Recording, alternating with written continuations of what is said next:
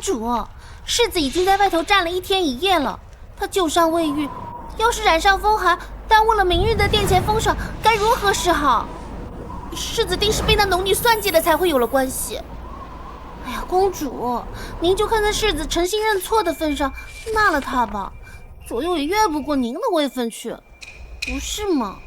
位分，只因我前世心肠太软，收留了名叫梦央的农家女，结果做了个身受异处的悲惨结局。公主可知自己为何一直难有子嗣，缠绵病榻？是书宪，他说你害了我一个孩子，这辈子都得用无所出来赎罪啊！对了，他还专门送了您一个香囊。你日日带着它，又怎能怀孕呢？贱人，你骗我！阿央，你在里面吗？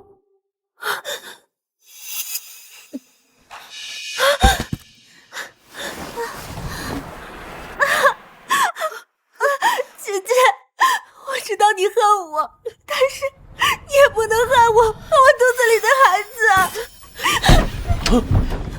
阿央，世子，阿央，贱人，竟敢伤害我的夫人，伤害我的孩子，该死！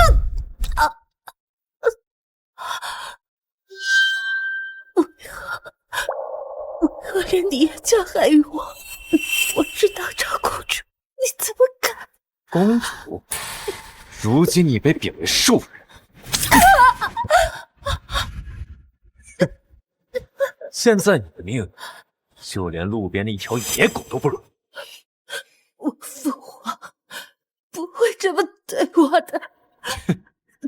本王佣兵10万，官居1品，你的好父皇现在就连自己都自身难保。说到底，我都要感谢你，要不是你这些年帮我，我也不会有今天。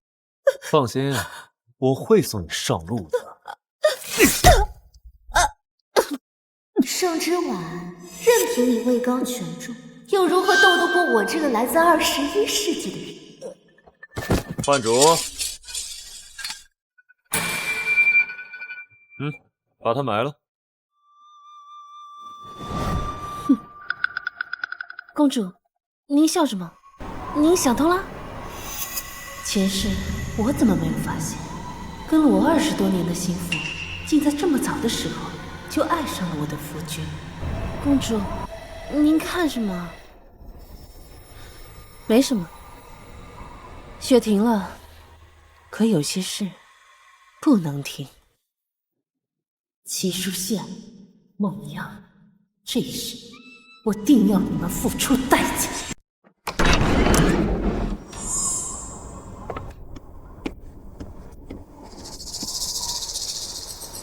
之婉，此事我确有错，但是阿央是无辜的，你如此咄咄逼人，难道你忍心看着一个无辜的女子去死吗？再说了，不过一个名分而已，你又何必在意外人怎么看？好一个何必在意外人！当初我在紫圣殿外跪了3天3夜，不惜以死逼迫父皇给我们赐婚。所有人都笑话我为了一个落魄世子失了志，其他人怎么看待我根本不在意，但唯独你不行。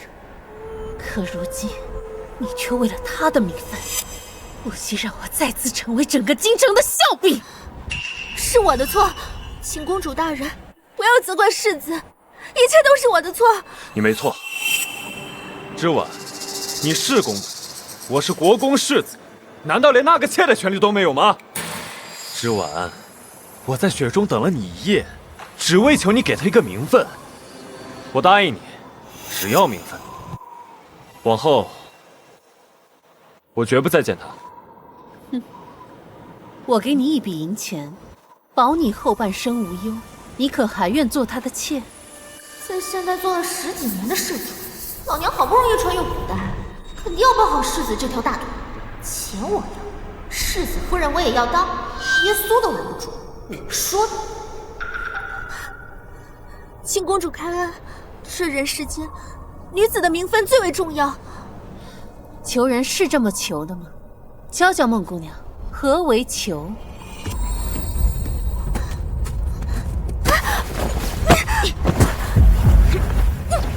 你人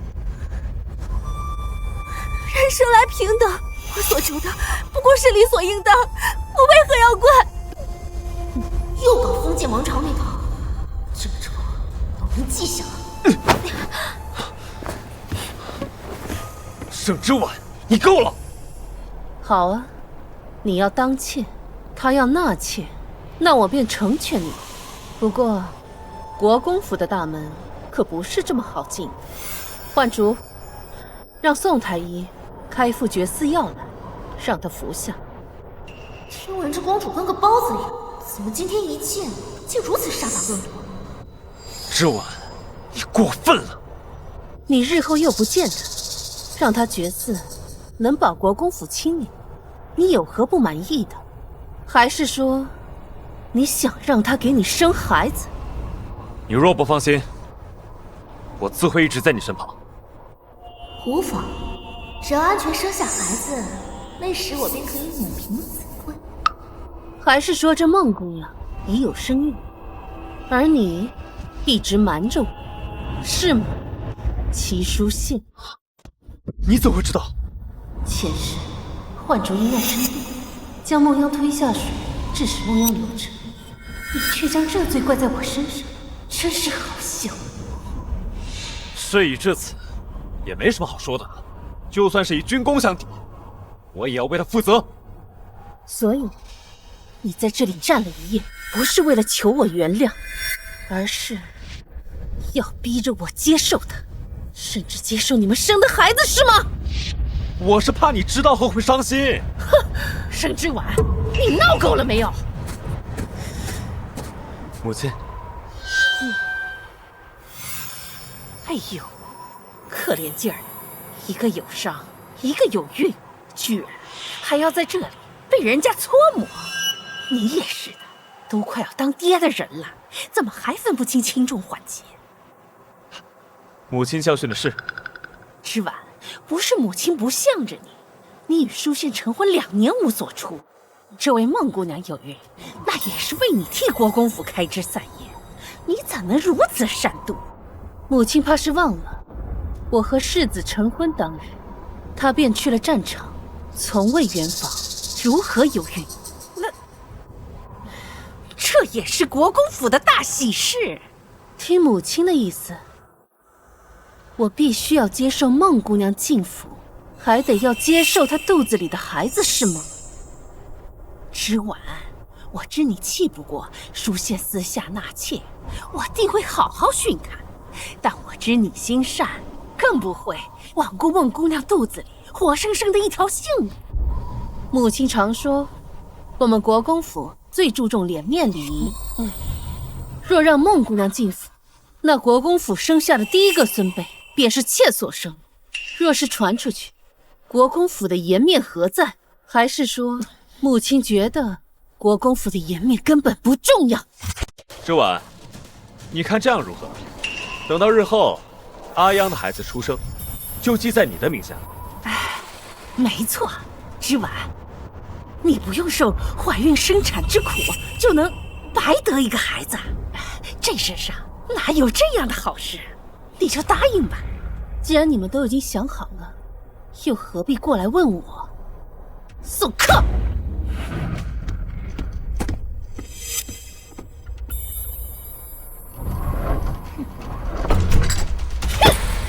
果然还是改不了皇家公主的做派。书宪，此次你去殿中受封，立了军功，回头定要好好教训教训他为人儿媳的规矩。公主，今天就算您要罚奴婢，奴婢也有话要说。您是公主，回家之前金尊玉贵，奴婢就不明白，您为什么不惜跟宫中撕破脸，也要下嫁到齐国公府？可您的一片痴心换来了什么？他们连最基本的尊重都没有。还有，他们私下挪用您的嫁妆，分明就是把您当成什么？当成银票。公主，你笑了，你好久都没有笑过了。公主，快走！嫁妆是你唯一的遗诏，我还不能给呀！如果说，就让你眼睁睁的看着他血流干为止。公主，不要管我！动手！不要，放开他！在哪里？到底在哪里？我说，在哪里呀？我在另一批嫁妆在。公主，在哪儿？啊？我赶回了天蓝。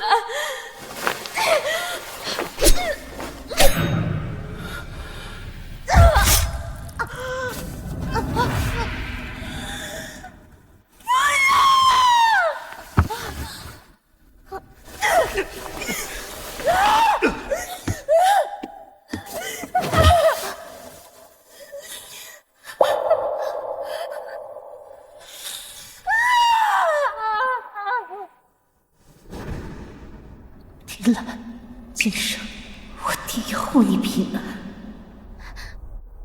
公主，你怎么哭了？哎呀，早知道我就不该说这些的。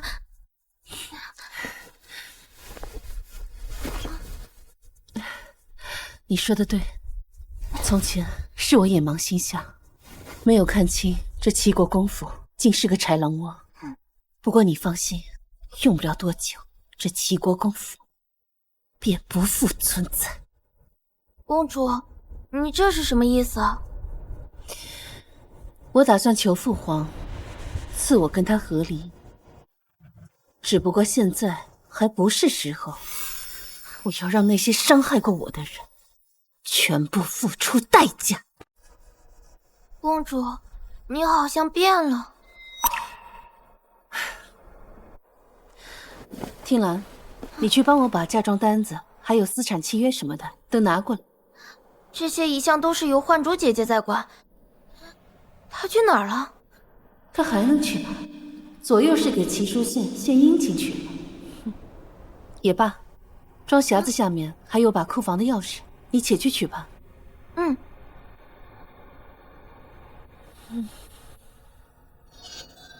幻竹，你且去盯着你家小姐。奴婢明白，世子的钱一分都不会少。我知你醉心于我，你放心，日后名分地位我都会给到你。奴婢什么都不要，只要能留在世子身边就好。好，那有什么你就尽快告诉我。快去吧。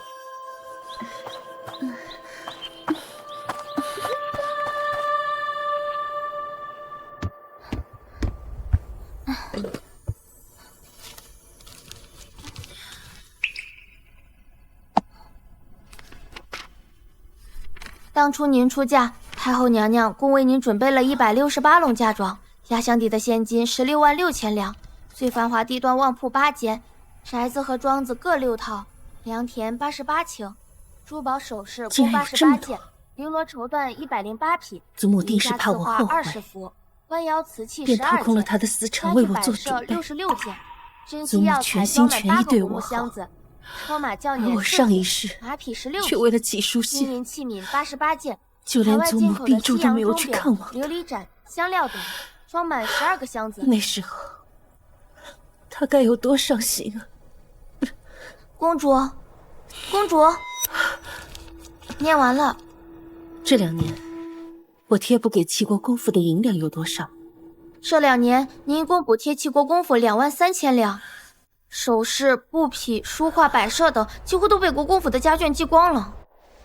借，好一个借！他们一个个拿我当软柿子捏。既然是借的，可有账目？有，我都有记录。齐书宪啊，齐书宪，私自挪用皇家嫁妆，你们齐家的好日子也该到头了。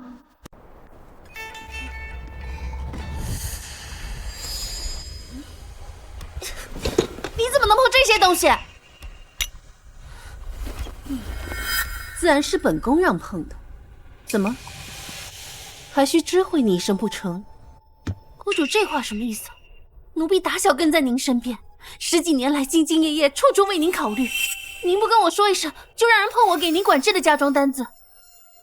若是觉得奴婢哪里做的不对，您直说便是。你这是在跟我说话？我不过也对，你有齐书宪为你撑腰，自然不会怕我。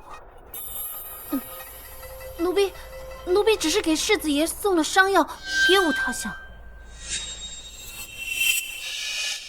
对了，奴婢送药时听到齐大小姐跟老夫人道您的不是，骂得很是难听。但世子爷是向着您的呀，他是个顶好的夫婿，公主大可放心。是谁允许你擅自给他送药的？奴婢还不是看您和世子爷吵得凶，愿向花干戈为玉帛，这还不是为了您好？好一个为了我好呀！一句为我好，便把我吊命的伤药给送了出去。这不知道的，以为齐书宪才是你的主子呢。公主怎么能这么误会奴婢呢？奴婢只是担心您和世子爷一直闹矛盾，会被人趁虚而入，到时候伤心的还不是公主您？但您却这么想奴婢，真是让奴婢感到伤心。你要是觉得奴婢哪里做的不好，就将奴婢打发出去好了。好啊，那本宫便不留你了。听兰，把他送进宫去，记得是冷宫。公主怎么能这么无情？奴婢打小跟在您身边，如今回去，哪里还有主子容得下奴婢啊？你还知道你是我的奴婢啊？你擅自把我的药送人，我还以为你是我的主子呢。公主息怒，奴婢再也不敢了，奴婢再也不敢了，是奴婢自作主张，求公主开恩。既然知道错了，那便受罚吧。以后你便降作4等丫鬟，去院子里洒扫伺候去吧。公主，滚！听兰，你去库房取些药材，我要酿些药酒，明天一早要进宫给祖母送去。这都2年了，她肯定是想我想的要紧。去吧。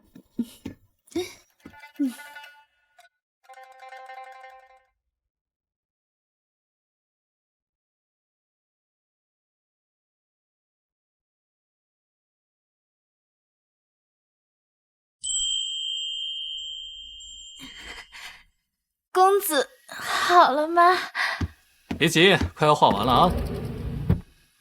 哎，听说了吗？庆宁公主回宫了。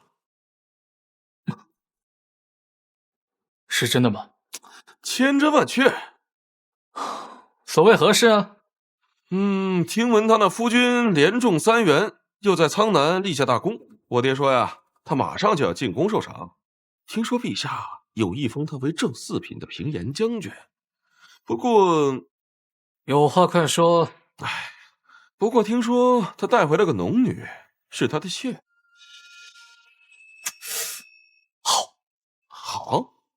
好在哪里？一会儿的比划作诗我就不参加了，我还有事情要做。咱不是说好了吗？一个京城第1大纨绔，难道不想画就想逃啊？你二哥，我机会来了！机会？什么机会啊？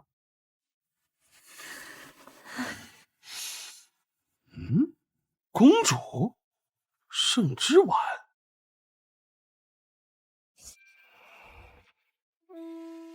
小姑啊，这马上就入冬了，你说这芝婉丫头，她那银丝炭配的够不够用啊？当初啊，她身上的寒毒治好以后，她就越发的怕冷了。这个丫头太没有良心了，2年了，居然都没有来看我祖母一次，都怪那个齐书宪。对了，那个齐书宪是不是带了个女子回来？哼，他真当我这祖母是死了不成？祖母，哎呀，你这个丫头啊，怎么舍得来看我了？来，让祖母看看。哎呦，瘦了好多呀！是之婉不对，不该这么久不来看祖母，让祖母担心了。哎呦啊！祖母的乖孙呐，受委屈了，定是那齐淑宪和那个农女，他们让你伤心了。你放心，祖母一定给你讨回公道。不用了，祖母，孙女心中早已下定决心，要跟那个齐淑宪和离。当初你欲下嫁的时候啊，我和你父王就不同意。你为了那个齐淑宪啊，确实以死相逼，连自己的名声都不要了，闹得满城皆知。你父皇为了你的名声，不得不答应你赐婚。怎么，你现在又要和离？就一个农女，祖母给你摆平就是了。祖母，孙女考虑再三，和离是最好的选择。在男人眼中，只会痴痴纠缠的女子甚是廉价，闹到最后情分没了事小，保不齐命都没了。他敢！祖母，最重要的是，您给我准备的嫁妆快没了。昨日我清点嫁妆单子时，甚是心疼。这若是再不合理，恐怕就要被掏空了。真是放肆！你跟我置气的时候，他们定以为我不再心疼你，所以才作践你。这一家子真是狼心狗肺的东西。哎呀，当初你糊涂啊，非要下嫁不可。祖母息怒，别气坏了身子。孙女这不是幡然醒悟了吗？这次回来，孙女就是想您了。你呀，如果你要是决定了，那我就让你父皇过来。不可，这件事情孙女心中自有成算。若是现在和离，实在是太便宜他们了。齐国公府欠我的东西，我会亲手拿回来。祖母，这件事情啊，你就让孙女自己做决定吧，好吗？好，祖母答应你。之婉呀，早该这样了。谢谢祖母应允。对了，这些年不见，是不是特别想念我做的桂花糕？是啊，我这就去小厨房给您做，等着我啊。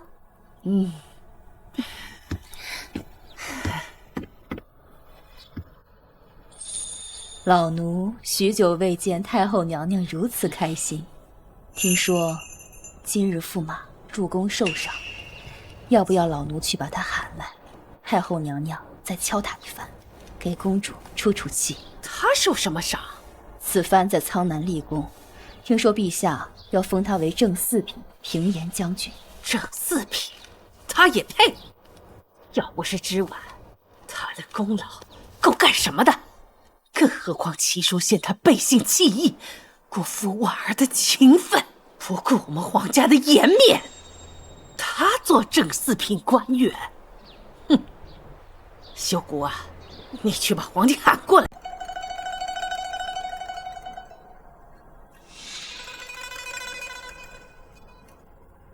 陛下，外头疯传庆宁公主求旨下嫁，惹恼了您和太后，但您自然是心疼庆宁公主的。齐世子明知如此，还明目张胆的纳妾，未必什么？未必不是居功自傲啊！老奴从小看着庆宁公主长大，心疼她呀。当初齐世子说过，绝不纳妾的。罢了，这么大年纪了，起来吧。谢陛下。太后也来找过朕，齐淑宪年轻气盛，正四品的平颜将军，的确是有点太抬举他了。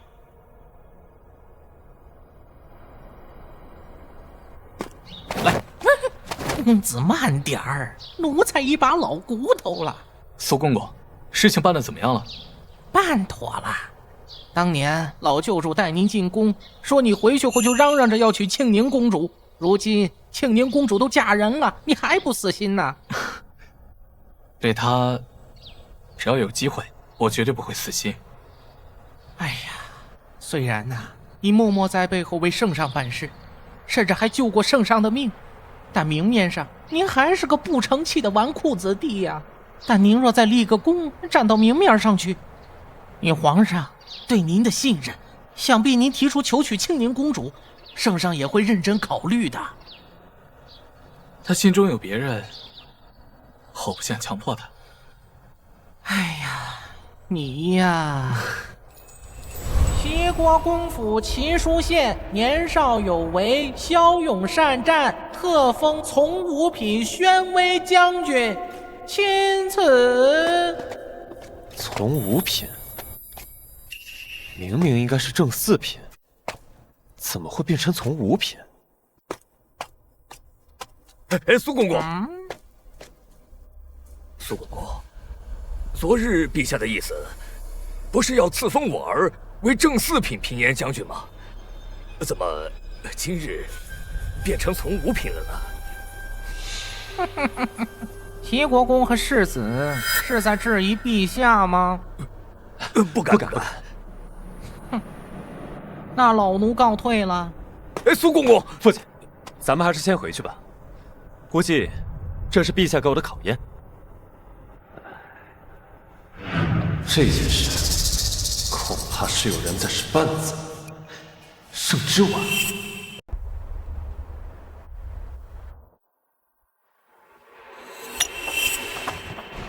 圣之丸，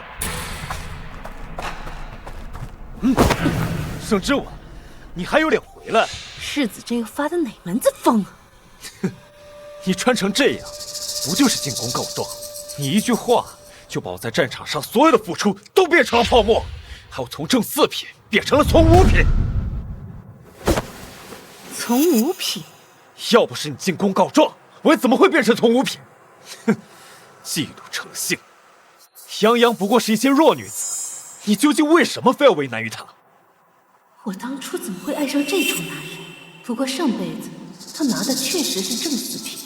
这一世怎么变成了从五品？当日我在战场上被敌军探子下了药，是他救了我。我因为中了药，才将她当做你一个清白的女子，被我害了身子。我负责不应该吗？应该极了。世子应该八抬大轿，把她风光迎入国公府。你少阴阳怪气！我都说了，我绝不再见她。你也答应了母亲。哼！一转眼你又去找陛下诉苦，你是不是非要他死了你才觉得痛快？你曾经许诺我永不纳妾，可如今却带着人逼着我接受视为寡廉，又隐瞒孟小姐有孕，哄骗我让她入府视为贤耻。像你这种寡廉鲜耻之人，不好好反省，反在这怪我把你做过的事情说出来。世子，你当真不觉得丢人吗？圣之丸，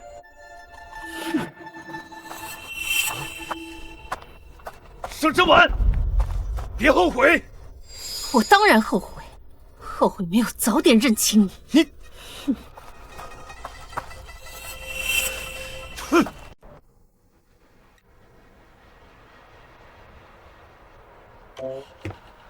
公主，我回来了。上一世我受人蛊惑将你赶走，才让贼人有机会加害于我。这一世你在我身边，定会无忧。回来了就好。这些年未见，练的功夫可生疏了。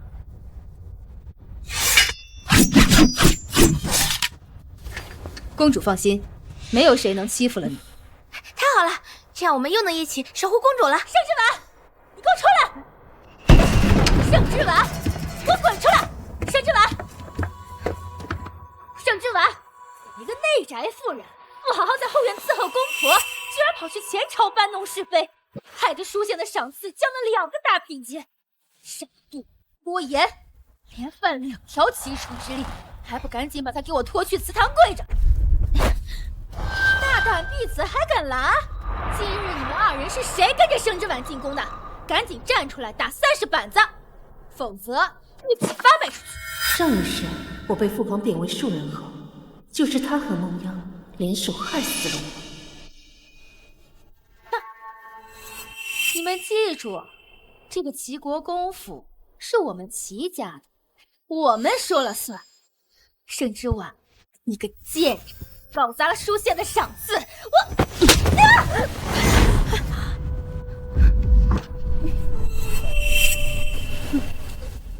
敢打我？你怎么敢打我？以前你不是最会讨好我跟母亲的吗？盛之婉，你是不是疯了？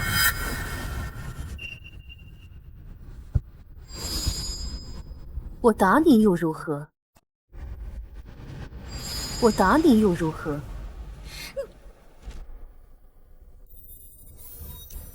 我之前就是太过于讨好你们，以至于我祖母给我的嫁妆被你们瓜分，还想骑我头上作威作福，齐飞燕。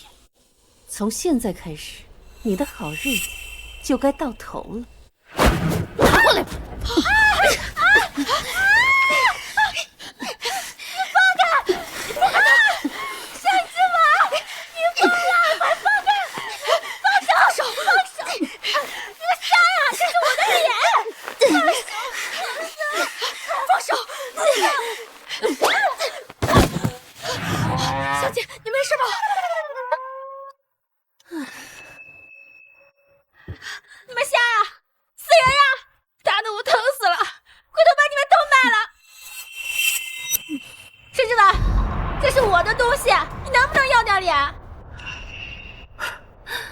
这个可是西域皇室进贡的金香财宝头面，姐姐你说是你的，这难不成你私下跟西域皇室有联系？有联系又怎么样？这本来就是我的东西，难不成因为你是公主，这东西就得归你吗？暗指，未经父皇允许，私自联系他国皇室，该当何罪？又该当如何处置？启禀公主，私联他国皇室，应当以谋逆罪论处。什么？若是陛下知道了，应当是罚满门抄斩。满门抄斩。那便送去大理寺。国公之女谋逆，当大理寺审。是。盛之婉，你搬弄是非，你搞砸了皇上原本要给淑贤的赏赐就算了，现在还敢污蔑我，要害国公府满门抄斩，你恶毒至极！淑贤怎么会娶了你这样的毒妇？大姐姐不满父皇的赏赐，要不你提出一个品阶，我这就去换上朝服，即刻进宫，让父皇按照姐姐的意愿处理，如何？你胡说！我哪里有对皇上有什么不满啊？那什么叫我搬弄是非？我搞砸了世子的赏赐，难道不是大姐姐觉得父皇的赏赐太低了？一国之君的考量，难道要按照姐姐的意愿来办吗？这盛之婉以前在我面前连个大气都不敢喘下，如今怎么扯得这样吓人？你胡说八道！我没有。私联他国皇室，智慧陛下旨意，数罪并罚，恐怕满门抄斩也是不够吧？估计要株连9族呢。只可惜，姐姐那个刚满周岁的儿子，送去大理寺吧。是。怎么办？淑宪，你不是最喜欢淑宪了吗？我是淑宪的长姐，你不能这么对我。你难道就不怕淑宪会生气吗？我怕他没有被我气死。啊！你不能这么对我，你不能这么对我啊！还不赶紧带下去！是。公主殿下，臣服错了，臣服知错了。那大姐姐还让不让我去跪祠堂？不敢。所以应该谁去跪祠堂？是臣父，是臣父愧对列祖列宗，臣父现在就去祖宗面前跪着请罪。盛之婉，等着！慢着！既然大姐姐喜欢算账，那就去母亲面前一笔一笔的算清楚。你要做什么？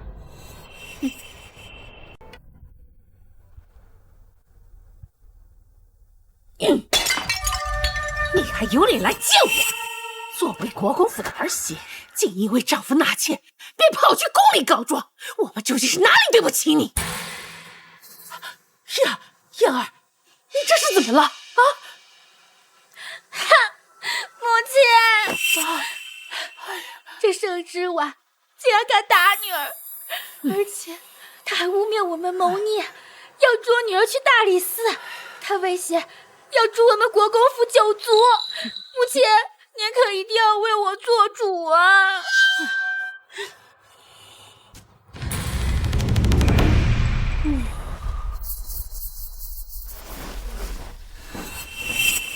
沈之婉，你好大的胆子！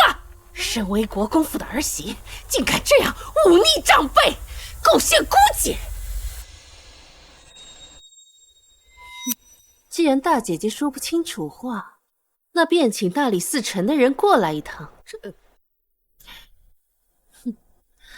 方才大姐姐去我院中大放厥词，一则说西域进贡给我父皇的财宝是他的，二则说世子功劳大，父皇给的赏赐不够。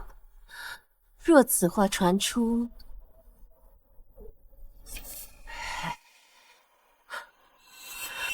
为了不给国公府招祸，我替母亲动手教训了他。哎呀，对了，母亲，方才你说什么？我有些记对了，母亲，方才你说什么？我有些记不清。小贱！竟敢利用皇上威胁我！若这种大不敬的话传出去，恐怕会牵连整个国公府。看母亲脸色如此难看，莫不是觉得我教训姐姐错了？还是说，姐姐让我去贵祠堂是母亲您的意思？怎么会？失嫣儿太心疼弟弟，这才失了分寸。更何况雷霆雨露皆是君恩，我们身为臣子，怎能随意知会？还是母亲明事理啊。不过姐姐这般口无遮拦，看来还是要好好长长记性才好。依我看，这祠堂是要跪的，律法也是要抄的。盛之婉，母亲还在这儿，轮不到你做主，你别太过分了。过分吗？这妄议皇家，揣测圣明，母亲觉得我做的过分吗？自然不过分。大姐儿今日犯了口舌，就去祠堂法会到晚膳时候出来。我不要，母亲，明明是您让我放肆！做错了事情还不知道悔改！来人呐，将大小姐拖下去！法会到第2天早上再出来。母亲，我不要，母亲，我不要，母亲！啊！盛之婉，你给我等着！放开我，我才不去呢！上好的福元昌原茶，只是这几片就能抵寻常人家半月官的。看来我这婆母花我的银子真是大方，就连茶叶都要讲排面。嫣儿已经受罚，这下你满意了吧？我不满意，我不满意。这是各院的账目和钥匙，还有我这2年补贴府中银子的账目，全都在这里。如今世子归来，国公府欠我的银两也该归还了吧？沈之婉，你什么意思？都是一家人，还分你的我的？就因为孟样一个小小妾室，只能闹成这样？是啊，世子夫人，你看外头的男人哪个不是3妻4妾？你若是连这点都容不下，心胸未免也太小了吧？你这里什么时候轮到你来说话了？你们国公府现在上下尊卑都不分了吗？我可是伺候国公夫人20年的老奴，同为妇人，世子夫人更应当明白何为长幼尊卑。没想到母亲亲手调教的嬷嬷这么大胆，看来明日我还得禀明父皇，用不用好好的尊敬尊敬？还不退下！凡事都请适可而止，再闹下去，你就不怕属县彻底咽气了你？母亲还是尽快的把欠我的银两归还了吧。哦，对了，你和父亲、大姐、二妹、二弟，他们向我借的头面首饰，还有孤本书籍什么的，也一并还了吧。母亲不要忘记了，私自挪用皇家嫁妆，按律当处死罪。夫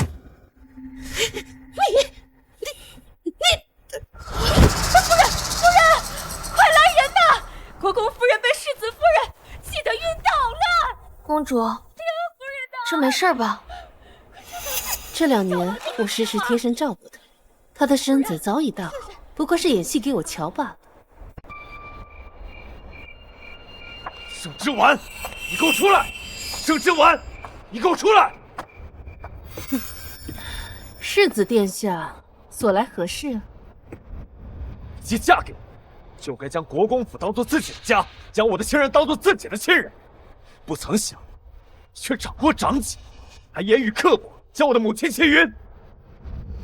不可因为泱泱的事就迁怒于别人，这件事终究与他人无关。现在，跟我一起到文熙院，去跟我母亲、长姐道歉。凭什么？啊！就凭你是我的妻子，女子出嫁从夫，孝顺公婆，乃天经地义。我刚嫁进来的时候，你就去了苍南，你母亲病重，是我日日为她伺候汤药，揉捏穴道。你大姐夫的差事也是我帮她求的，还有，你那大姐的首饰头面也是跟我借的。哦，对了，你那幼弟齐书郎，也是我帮他请的杜大儒来为他授课。以他的智商，你以为哪个夫子愿意来教他？你们国公府所有人的吃、穿、用，哪一样不是我的？如今你想当我的天，让我从你，齐书记，你觉得你配吗？你身为女子，这些本来就是你该做的。好了，我知道你因为泱泱有孕，心中有气。这样吧，今夜我就留在你的院里，我们生个属于自己的孩子，可好？你泼妇！日后若是想我再踏入你的院里，是绝对不可能的。哼！公主，刚刚那一巴掌，我刚才那下怎么样？飒吗？飒。不过公主，你少用了点力。啊，对哦，我应该用大一点的力气啊。你刚刚应该这样，狠狠的打，对，狠狠的打才解气，对不对？发力应该是这样的。只见那俊俏小生攻敌特异，趁其不备，瓦解6部联盟，又以奔逃诱之，是逐个击杀。好，精彩！公主，楼下说的是世子退兵那一战吗？诸位，齐世子运筹帷幄，决胜于千里之外。可我听说他带领1000精兵，只杀退了200斥候。人家第一次上战场就有如此手段谋略，若是多历练几年，咱们圣国何愁强敌来犯呀？可惜呀，最后只封了个从五品。这你们就有所不知了。你们忘了前2年绝食也要嫁给齐世子的天家公主啊？齐世子这次可不只是立功归来，他呀还带回来了一位美娇娘。这女人的善妒之心呐，可是竟是如此，果然为女子与小人难养也。公主，他们什么都不知道，怎能随意编排你？这些年，你为边关将士捐去了多少银子、粮草和伤药？想不到诸位饱学之士在暗地里议论起人，居然比市井夫人还厉害。要我说呀，各位应该改名叫长舌书生。哼，算什么东西？也敢在这议论我们？在下姓商，名邢玉。邢玉，休得胡言！在座的各位都是京城有头有脸的人，还不赶快道歉？切，该道歉的应该是他们吧？揣测圣意又不敢智慧，只敢在背地里面议论一个女子。怎么，你看见了？还是说你有证件？哎，我记得你是那个左监督御史家的长子，你叫那个方少辉啊，对，就是你。你要是不满陛下给齐书县一个从五品，今夜就让你爹上表请奏，可否？还有你知道什么叫唯女子与小人难养也吗？你连圣贤书你都读不明白，要不要查查你的功名从何而来啊？我，邢玉，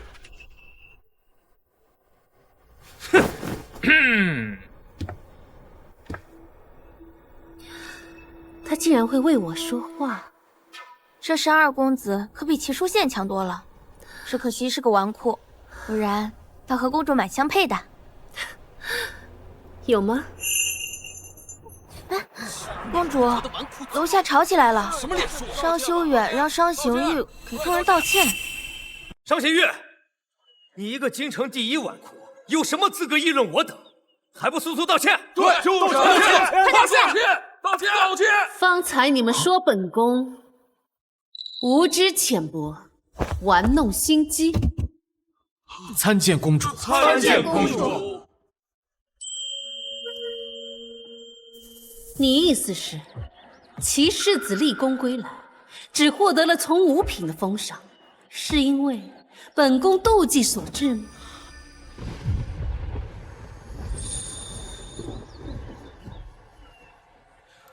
我在下没有这个意思。哦，那你是什么意思？说来听听。属下请公主恕罪，在下胡言乱语。既然是胡言乱语，便自掌30吧。这……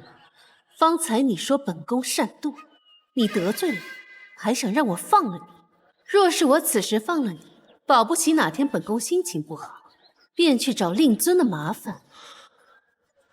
在下知错了，在下知错了，在下知错，在下知错，在下知错，在下知错，在下知错，在下知错了。可是在下说错了，像公主这样的娇贵女子，养在深闺内宅，出行奴婢成群，日常所用皆是鼎鼎有名之物，可曾想过，被你们所丢弃，甚至连看一眼都觉得粗鄙的事物，却是边关将士永远都吃不到的珍馐。你叫什么名字？在下王怀之。御史台王爷可是你父亲？正是。本宫记得你父亲王爷出自元州王室，你既然如此大义，不知你可为边关将士做了什么？我，在下尚未入仕，若是入仕，定然能为将士们争取更多，至少让他们有粮吃，有衣穿。那也就是说，你现在什么也没做。那你父亲入仕多年，可为边关将士做了什么？再或者，你本家王室又做了什么？我王家经商办学，至少不似公主这般奢靡无度。听兰，你告诉他们，我这个奢靡无度的公主，这些年送去边关多少粮食？仅这2年，公主殿下共送去漠北粮食10万担，西江粮食10万担，苍南粮食10万担，棉衣3万件，成衣60箱。没想到公主竟然如此慷慨大方，公主竟然捐了这么多。不可能，像您这样的内院女子，恐怕连粮价都不知道吧？如今的太平粮价，每担粮500担，加上棉衣和成药，本宫共捐银17万两。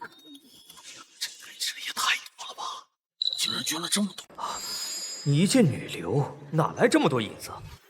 还是说公主殿下认为在下无法取证，连这种哗众取宠的瞎话都编得出来？这算什么？我们公主下嫁当日，嫁妆可是足足绕城10里。要不是这2年补贴齐国公府几万两，公主还能捐出更多。什么？齐国公府居然穷得用公主的嫁妆？干得好，提兰，就这么宣扬，我看齐国公府之人还有没有脸面拿着我的嫁妆不还？笑话！嫁妆向来是女子的脸面，在我所识得的女子里，哪个不是使劲往自己嫁妆里面塞东西？捐，你舍得吗？你这人真是可笑至极！明明什么都没做，却自诩家国大义之士，把声音喊得高高的。别人做了，你又以己夺人，真当我家公主跟你一样？也并非无从考证。我记得商大公子的父亲商将军和几位戍边元帅常有联系，你若不信，可以问问商大公子。本宫每次捐赠时所用的名号都是盛世堂。商兄，此话可是当真？这公主大义，想不到这盛世堂是您的产业。在下替家父及边关将士拜谢您的大恩。这怎么可能呢？不，商兄，莫不是你看她是公主，故意偏袒于她？王兄若是不信，可随我回府一观家书。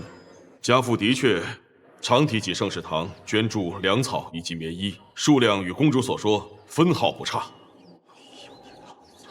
是我们错怪公主了，看来齐世子能打胜仗，背后也少不了公主的支持。既如此，王兄打算如何向公主赔罪呢？公主殿下，对不住。王兄是一个未入世的白丁，一句轻飘飘的道歉有何分量？你待如何？你是王家大公子，想必应该有不少私房钱吧？这样，你拿出2000两，在京城的贫民窟设一个粥棚，记得粥棚上写上本公主的名号。多谢公主大恩。你们都退下吧。多谢公主。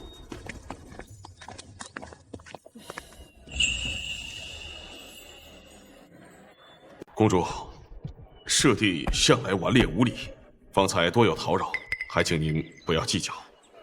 商大公子说笑了，二公子性格直率，说话坦荡，倒比那些背后议论是非的伪君子强多了。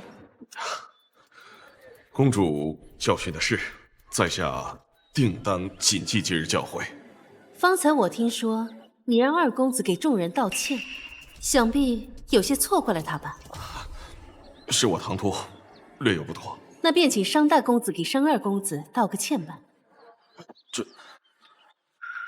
传闻都说商大公子君子谦谦，温润如玉，尤其是对非异母所出的同胞兄弟呵护至极，难不成都是假象？果然还是从前的他，嘴巴又毒又可恶，最喜欢戳在人最痛处。道歉就不用了，我在各大茶楼酒楼共欠3000两，还请兄长帮我还了便是。3000两，我1个月月钱才5两。当然没问题，我的好弟弟。那就多谢大哥了。啊。兄长，慢走啊！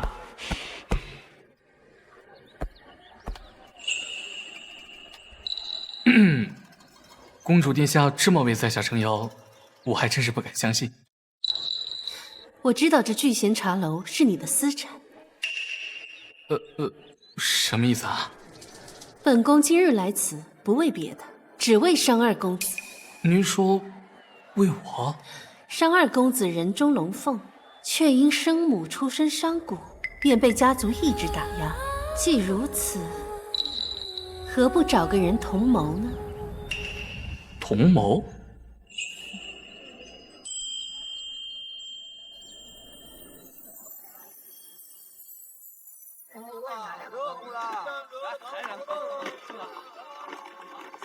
主，这商二公子就是个纨绔，你为什么要找他做同谋？前世商贤玉不知惹了什么祸，被赶出家门，从此以后便再无踪迹。再出现就是东部大乱，东欧海船长屈胜元，一支名不见经传的玉家军异军突起，打得倭人节节败退。直到玉家军将敌寇逼出圣国，众人才知玉家军的统领为商贤玉。从那以后，我们大圣国便有了自己的守护人，他的名字就叫做玉北王。没什么，只是看他一个人比较可怜罢了。这是什么理由啊？公主，万宝阁到了。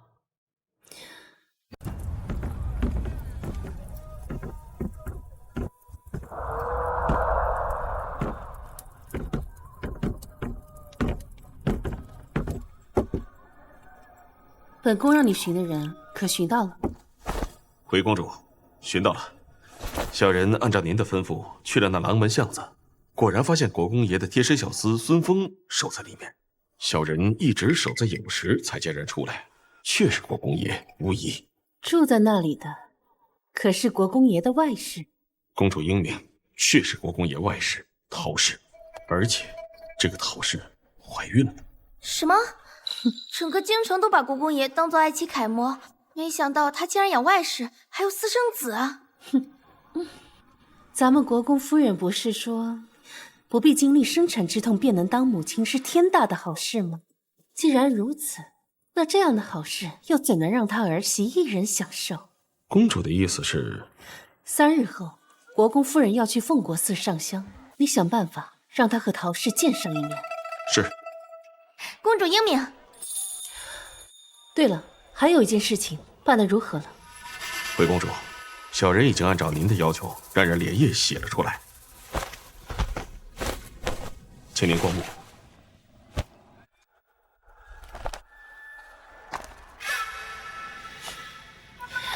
不错，你将这画本送到苍南和京城附近，找个有名的说书先生，把他们的故事给宣扬出去。可是公主，这画本上明显是齐世子和那孟央的故事，您这么做不是为他扬名了吗？不急，这不是还有下卷吗？他孟央想扬名，那我就帮他一把，就怕扬得太高，他自己接不住。你去宋太医府上传个口信，告诉他即日起不必再来国公府问诊。是。从前为了齐书县付出太多，如今既然准备合理，无论是钱财还是人情，我都要一一收回，绝不会手软。夫人，哎呀，夫人，为夫今日公务繁忙，实在是脱不开身。下次我一定亲自陪你去上香。国公爷和夫人的感情可真好呀，就这么一会儿都舍不得分开。国公爷还眼巴巴的送出门来。你这老奴，就你话多。国公爷回去吧，别让人看了笑话。哎，我当然是亲自看着你走，我才放心呢。一定要照顾好国公夫人，听到没有？是，走吧。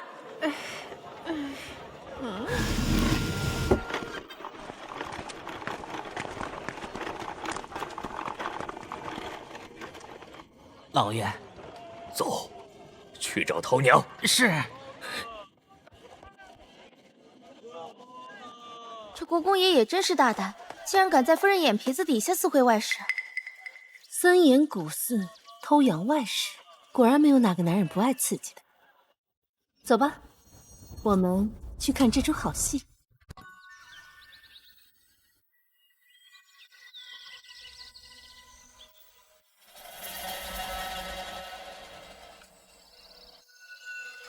夫人，咱们是先回府还是？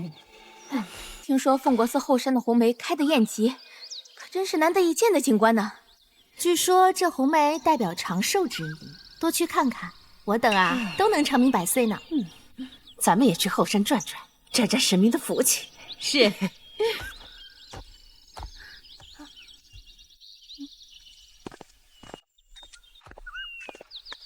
都准备好了吗？公主放心，保证国公夫人一到后山就能看到颠鸾倒凤的好戏。哼，如此甚好。我的好婆母啊，抚养别人孩子的好事，你可得好好接住了呀。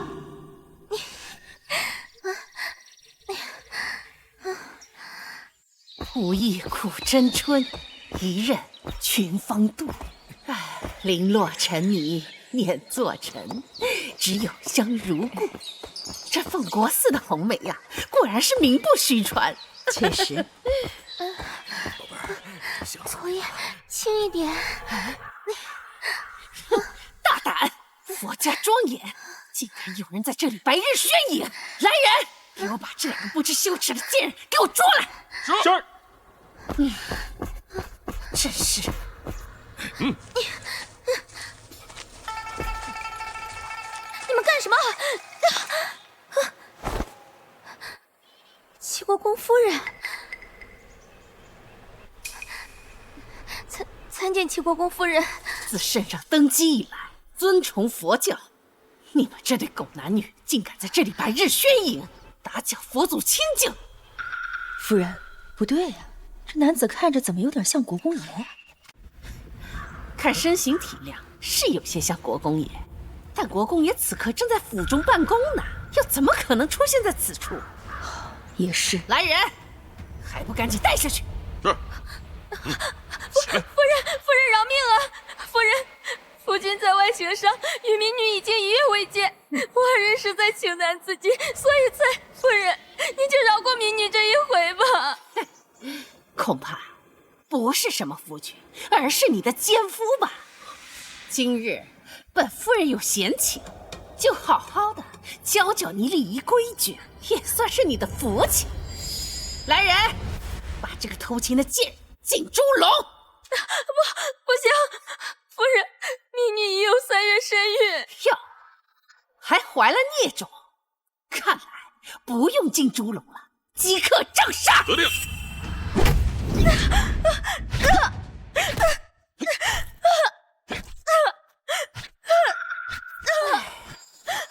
你不安一世也就罢了，可挑男人的眼，竟如此差！你这奸夫真是窝囊！你舍命为他挨打，他竟然一声不吭，竟然连头都不曾抬！如此薄情寡义的男人，真是猪狗不如！依我看，这辈子死后下地狱都要被判打入18层地狱。夫人，再打人就打死了，怕什么？死了便死了。头娘，我看国公爷，国公爷，你这个贱人！你敢辱我妻儿，我要生气！这是你的外室，齐国皇！你竟敢豢养外室，我跟你没完！滚开吧你！夫人，若不是你生性善妒，我又怎么会想出把人养在外头的方法？今日我就要带陶娘回府！你敢！我墨族可是泾河崔氏，你若敢纳妾，我定让我母家在朝堂簪你，死得不祥！哼，你不过就是崔氏的旁支，别在这给我摆什么贵女的架子。不要忘了，当初你嫁到国公府的时候，才区3胎嫁妆。要不是这些年在国公府吃好的喝好的养着你，哪有今日的威风？我告诉你，陶娘和她肚子里的孩子，要是有个3长2短，下半辈子就去佛堂忏悔吧。坚持住，陶娘。夫人，夫人，快来人呐！夫人，快来人！夫人又晕倒了！快去救太医！快！公主，这国公爷说话也太难听了。好歹国公夫人为他生儿育女，他怎么能为了一个外室休妻？世间男子无不薄幸，这国公夫人的好日子还在后头呢。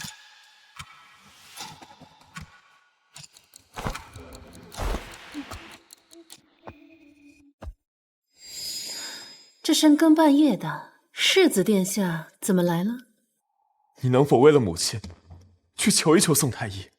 母亲快不行了。你觉得呢？你觉得呢？这都什么时候了，你还有闲心跟我开玩笑？难道你要眼睁睁的看着母亲出事？世子啊，你还是请回吧，你的忙我帮不了。好，盛之婉，你好得很。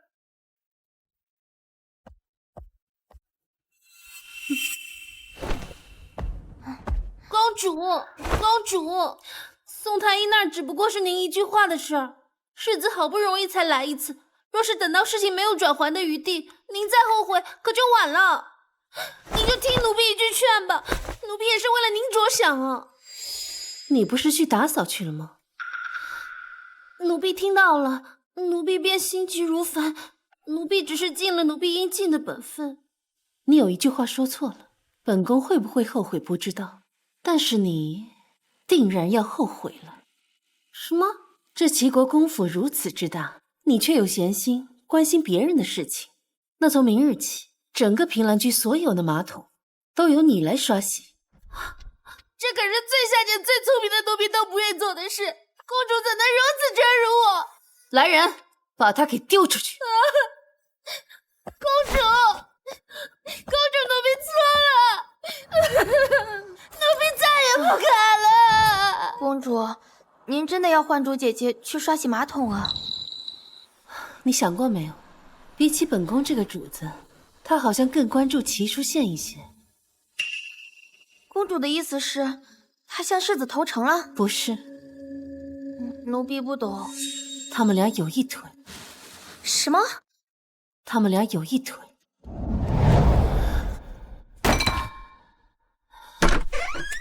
世子心善，不想让你死，让我来给你送点水。不过我觉得，以公主现在的身份和名声，多活这一日，便是对世子多一日拖累。不如早点死了好。这水，你还是不要喝了吧。公主，你对她那么好，她怎么能叛主？依奴婢看，你就应该把她发卖出去。无妨，好戏马上就要开场了，我还需要一条好狗。哼，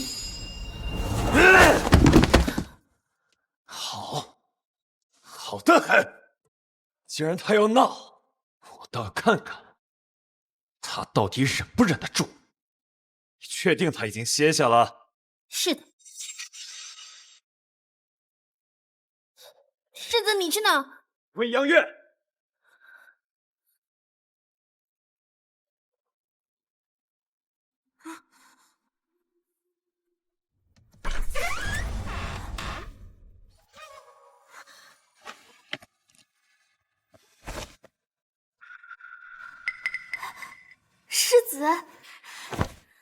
世子，您怎么来了？在写什么呢？没什么。世子，想不到他竟这样爱我。世子，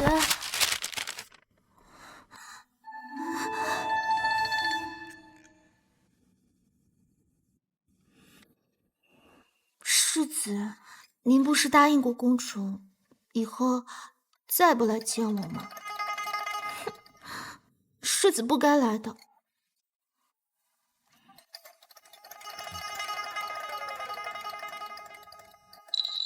世子还不走吗？啊，之婉性格执拗，今晚我就留在这里，给他些教训。日后若是他认识到错误，还需要你去向他说明今晚的事情。都听世子的吩咐。写的宫斗剧没有一部是白看的，小小世子拿捏。世子，奴婢不才，也略懂些医术。听闻老夫人重病，奴婢愿斗胆一试，替世子分担，以示孝心。我和孟阳相识不久，他便能想我所想，感我所感。盛之婉，你当真是不知好歹。那就有劳你了。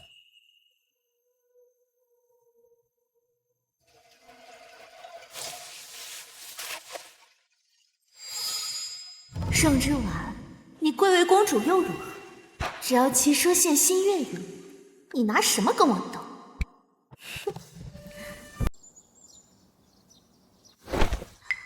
世子，昨夜我照顾了老夫人一宿，现在她已苏醒，你稍后可以去看看她。有劳你了。对了，昨晚我宿在你这里的消息，盛之婉可知道了？知道了。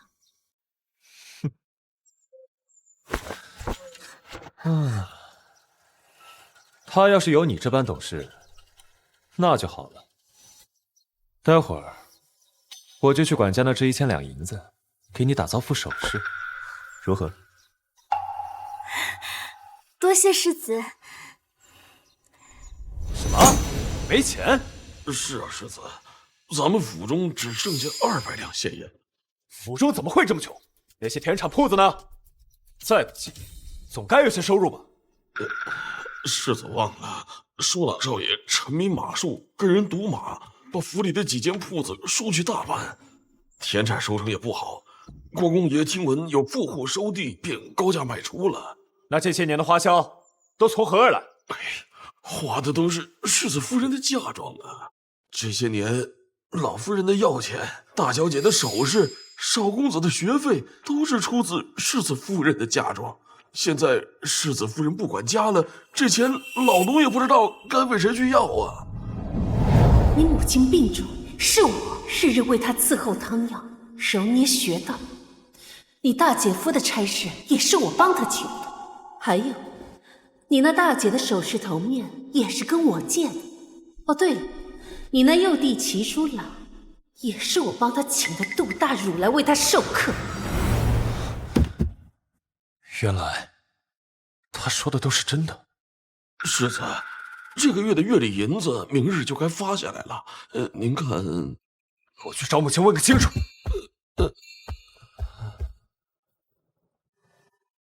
这次书仙做得不错，我原本害怕他一时心软，今后压不住媳妇儿，让人看了笑话。早该如此。这盛之婉就是被骄纵坏，不仅善妒，昨夜您病危，他竟敢不来市集。幸好这孟阳精通医术，不然，等着吧，今后有的是法子收拾他。不过一想到你父亲那事儿，我心口就疼。咱们齐家呀，可不能再有什么3长2短，不然呢，我这条老命哟！母亲，母亲，我听管家说，这些年府中的用途都是之婉的嫁妆，此事可当真？用他嫁妆怎么了？他的嫁妆如此丰厚，便是3、4个齐国公府加起来，挥霍个几10年，那都花不完。这一切竟是真的？你们怎么可以动用他的嫁妆？动又怎么了？这本来就应该是我们齐家的。对呀，什么你的他的？他既已嫁入国公府，他的嫁妆便是国公府的。夫妻间本就该相互扶持，你父亲仕途顺畅了，真的还不都是交到我手里？说事事都计较，那情分就淡薄了。可是这嫁妆是皇家的，你们私自动用，若是圣上怪罪下来，那还了得？这盛之婉就是太过于公主性子了，自私自利，气量小，格局小。这婆母病了，她补贴一些又怎么样呢？以后你立了功，你为她挣回来的又何止这点小利呢？就是。不行，我要同他说明一番，此事断然不能传到皇宫里去。站住！你昨日去了孟央的院子，盛之婉心中定然很急，你要稳住，让他自己来找你，这样才能够拿捏住他。到时候你再跟他提此事，他定然会答应。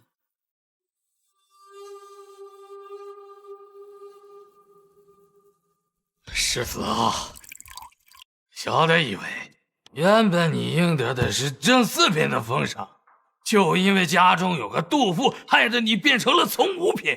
那女人连蒙姑娘这样善良的女子都容不下，真是个恶妇啊！大虎喝多了，扶他去休息。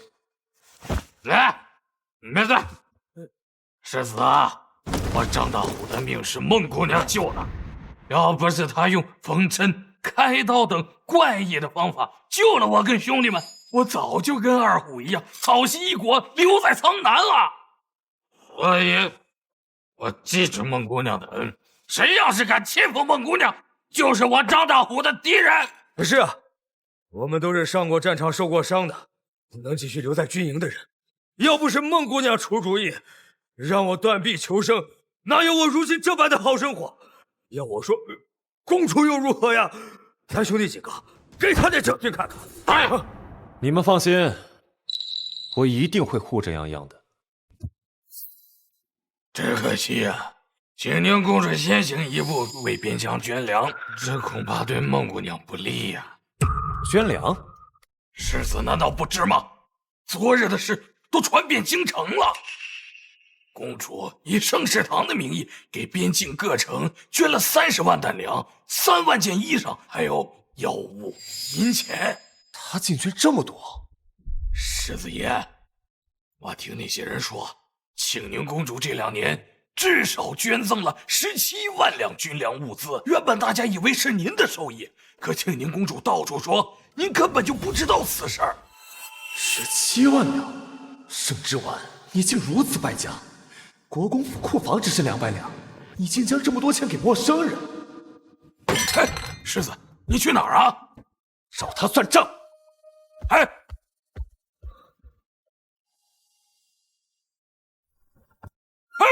世子，账还没结呢。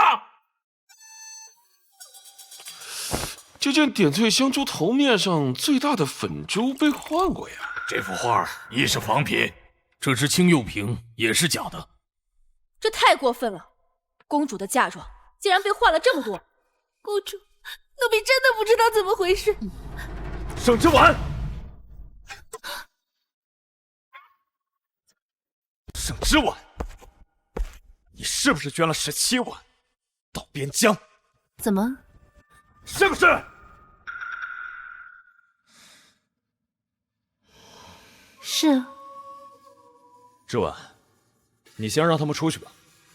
若世子想说的话，他们听不得，那便不要说。家事何须让外人知晓？若是他们传出去，只会对你的名声不好。不就是我把银子捐出去的事儿吗？那是我的嫁妆，我想送给谁捐给谁，与世子何干？你……对了，你来的正好，我刚好有话要问你。我这些原本都是好好的御赐嫁妆，并且全部都是出自于宫中，怎么就平白无故的变成了假的呢？胡言乱语！你的嫁妆都放在了库房里，要是有你的丫鬟管着，怎么可能会变成假货？就算是变成了假货，也许是你的人出现了问题。幻竹，把你刚才说的话再说一遍。前段时间，舒朗少爷常常来库房中寻找书画观摩，中途说喝了热了，便将奴婢支开了几次。除此之外，奴婢发誓没有再让任何人进来过。不可能！盛之婉，你非要闹得国公府上下不得安宁，才罢休什么事？舒朗一向乖巧孝顺，对你这个嫂嫂更是恭敬有加。你为了泄愤，竟连他的名声都要败坏。乖巧，他上一世可是害死不少无辜孩子，小小年纪便痴迷赌博，还差点让人将我侮辱。我到底有没有败坏他的名声，一查便知。不行，这件事绝不可能是舒朗做的。你查他，让外人怎么想？国公府最近是不是很缺银子啊？什么？刚才你怒气冲冲跑来质问我，无非是我把银子捐出去了。世子是觉得我的银子应该给国公府用是吗？哼，荒唐！齐国公府哪里用得上你的银子？那世子爷刚才怒气冲冲进来质问你这样做，不就是因为昨日我去了泱泱那里吗？你怨我，恨我，冲我来便是，何必关联到家人？舒朗不过是个孩子。齐国公府家风清正，那齐书郎只是个10多岁的少年，应当做不出来偷我嫂子嫁妆这样的事儿。难道真是公主她？我只是想查清楚，到底是谁偷了我的嫁妆。世子为什么要上升到这种程度？至于你去看什么梦央还是陈央，我根本不在意。如果你不想让我查，那就报官吧。听兰，无论是谁，都要给我查出来。慢着！母亲，母亲怎么来了？你嫁妆当真被人换了，还怀疑是舒朗做的？我不是怀疑，而是去我库房的只有舒朗一人。你若是诬陷了舒朗，该让孩子多么难过！那我就把我的嫁妆全部赔他。舒朗断不可能做这样的事情，但他查出来是误会，嫁妆这都是我们家的。好，既然如此，那便查，我绝不让舒朗永远背着这份怀疑。公主口说无凭，你可写一份文书。若是你污蔑舒朗，不仅要将自己的私产全部交给国公府，还要在祠堂不吃不喝，罚跪自省3日。蠢，这可是你自己撞上来的。好啊，若是真查出是二弟所为，你们不仅要把我的嫁妆补齐，还要把我贴补你们的银两全部归还。至于二弟，也要受到相应的处罚。公主殿下未免也太计较了。你既已嫁入国公府，那便是国公府的人，连你的银子也是。好了，泱泱，别说了。这世上不是所有人都像你这般体贴。好，就按你说的。听兰，去将大理寺陈方大人请来。有必要这么兴师动众吗？怎么，对你二弟没有信心了？我若是不请大理寺，我这文书又如何让官府作证呢？这份赌约又怎能奏效呢？你说是吧，母亲？我相信舒朗，你想请方大人来，便请吧。到时候丢人的可是盛之婉你这个蠢人，擅独跋扈，污蔑自己10几岁小叔子。到时候，即便你的家人都冲入国公府，也不会再有人说什么。之婉，现在方大人还没来，你要后悔，还来得及。后悔？哼，还为时太早。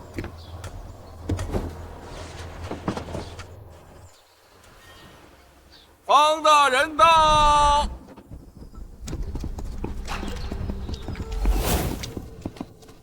微臣参见庆宁公主。公主这是丢了何物？您是怀疑？放开我！放开我！你真是放肆！竟敢这么推我儿子！来人呐，把他给我拖下去，重打50大板！母亲，侍卫只是奉我命行事罢了。母亲，为何抓我过来？儿子还在学习呢。齐书朗，这些东西你可曾见过？没见过。是吗？那我怎么记得，当初你想观摩大师真迹，我便亲自带你去取过呢？就那一次，我早忘了。齐书朗，我劝你实话实说，这位可是大理寺丞方大人，他断过的案子没有1000也有800，寻常人可骗不了他。我真就去过那么一次，嫂嫂怎么忽然计较了起来？公主铭记，奴婢没有撒谎，二少爷是真正去了好几次库房。舒朗，若你现在承认你所犯的错误，便可免去体罚。方大人，这偷盗物品要体罚多少来着？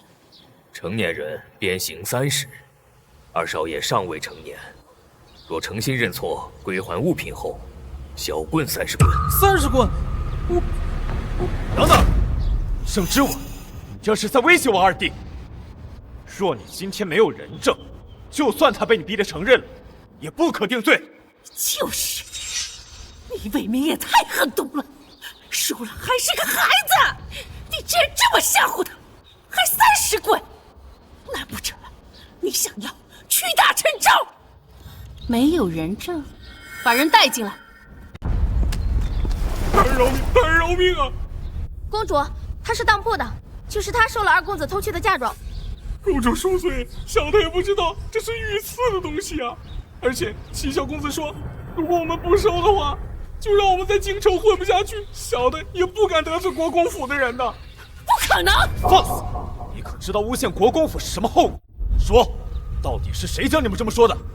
小的句句属实，世子不信，可以让齐小公子的小厮来对质。住口！竟敢污蔑我儿！拖出去，给我让棍打死！国公夫人啊，下官既接了此案，便就容不得在此处有私刑。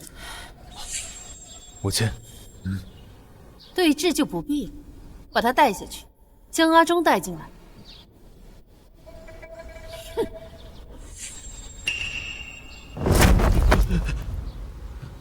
阿忠，好孩子，不用害怕，说出实情。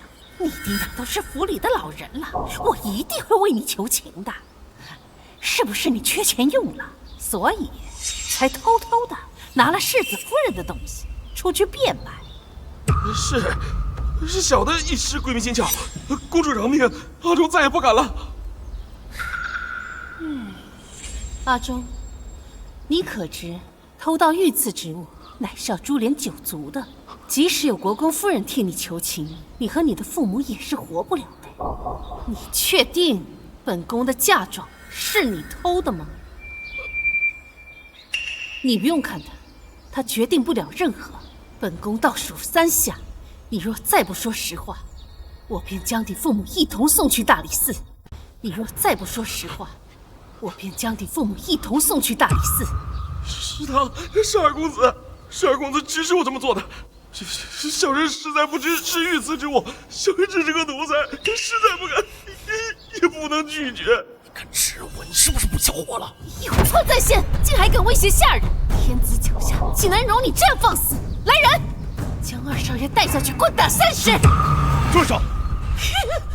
阿忠并无证据，你如何确定他说的就是真的？我看你就是为了让我妥协，故意给舒朗定罪。盛之晚，你若还想这个家好好的，收手吧。上一世，其实我的事情败了，就是因为阿忠一直给他记账。阿忠，你可有证据？证据有。听兰，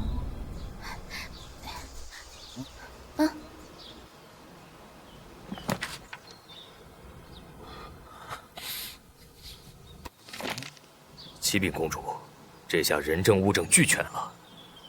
有劳方大人了。这接下来就是我家务事了。那臣便告退了。带走。舒朗，住手！住手！舒朗是我弟弟，你东西那么多，分他一些怎么了？你怎么变得这么歹毒？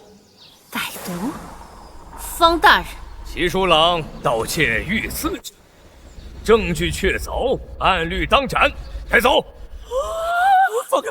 放开我！洋洋，母亲，洋洋，母亲，母亲。夫人，夫人，你满意了？还远远不够。齐书贤，你们一家欠我的又何止这些？今日之事，都是你设计的。唉，是又怎样？不是又怎样？你还是赶紧把欠我的那些嫁妆还回来吧，不然我手段还多着呢。是不是非要你我二人之间绝无可能才后悔？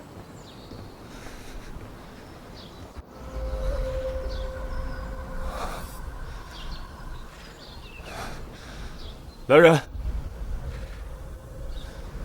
把公主的东西给她送回去。来，小心点啊！母亲，夫人，我最爱的嫔妇！母亲，母亲，母亲，给我站住！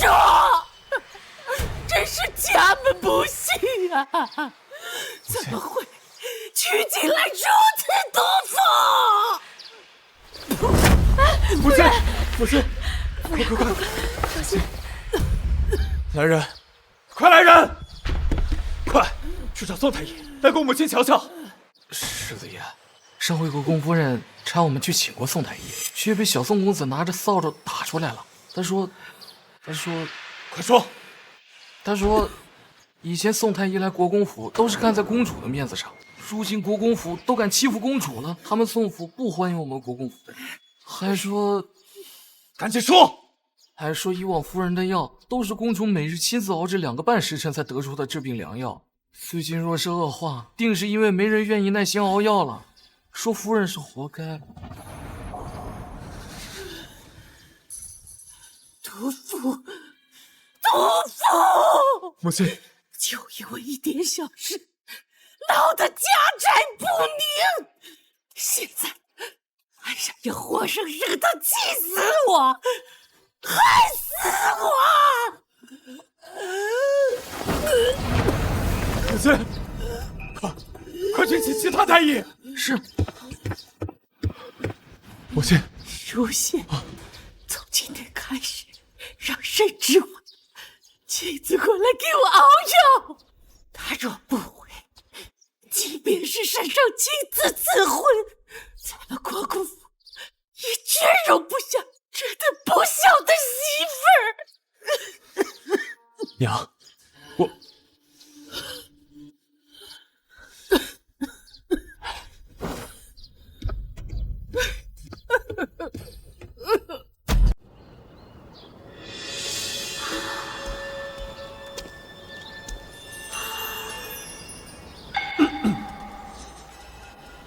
嫁妆放进库房里去吧。母亲吐血了，你知不知道？啊？吐血了？吐血就去找大夫呀，来我这儿做什么？要不是因为你，宋太医早就来府里了。麻烦你搞清楚，没有我，宋太医怎么可能来你国公府？好，宋太医的事，我就不跟你计较。听说，之前都是你给母亲熬的药，以后也继续由你熬吧，免得别人智慧。我不怕别人智慧，你要是怕，自己熬去啊。不过是2个时辰罢了，这世子为了孝道，一定能做好的吧？你，不熬就不熬，说的那么冠冕堂皇，不就是想推卸责任吗？世子爷真有意思，离了公主，他国公府是不活了吗？再说了，怎么不让那个姓孟的小蹄子给他熬？公主，那孟央就跪在国公府外头，说要自请离府。百姓们都说您没有容人之量。这个小蹄子给他脸了！嘿，你现在可是越来越有我的气质了。哼，好，本宫就去瞧瞧他又要整出什么幺蛾子。明明可以在院里头，非要在国公府外跪着，真歹毒！老天爷，赶紧让这个不吉利的东西带着他那个小不吉利的东西一起滚吧！哎，这谁是小鬼子？跪这干什么呢？驸马真够惨！这样，公主，民女自知身份卑贱，不该来求您的。但国公夫人病重，急需公主的煎药，请公主不要因民女的身份同世子之妻。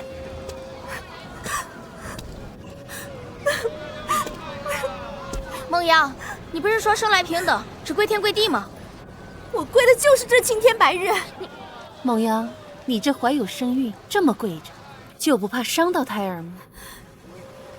只要公主愿意为国公夫人继续煎药，我跪多久都愿意的。哎，听说是他救了世子爷，世子爷想纳他为妾，公主不愿意，就停了给国公夫人的药，这么个事儿。堂堂公主居然如此善妒，不顾婆母，还真是蛇蝎心肠。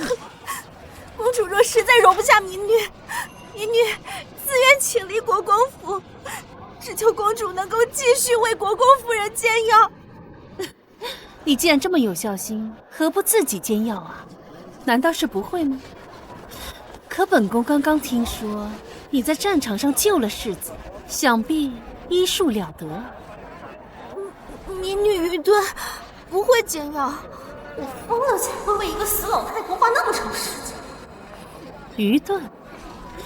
本宫可是听说你在军中用了什么缝针、开刀等怪异方法，救了不少将士。依我看啊，没有人比你更适合煎药。去吧，去展示你的孝心去吧。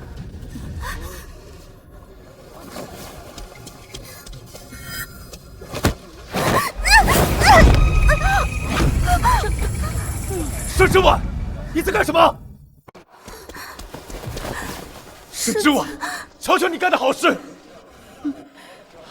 洋洋，小心点儿。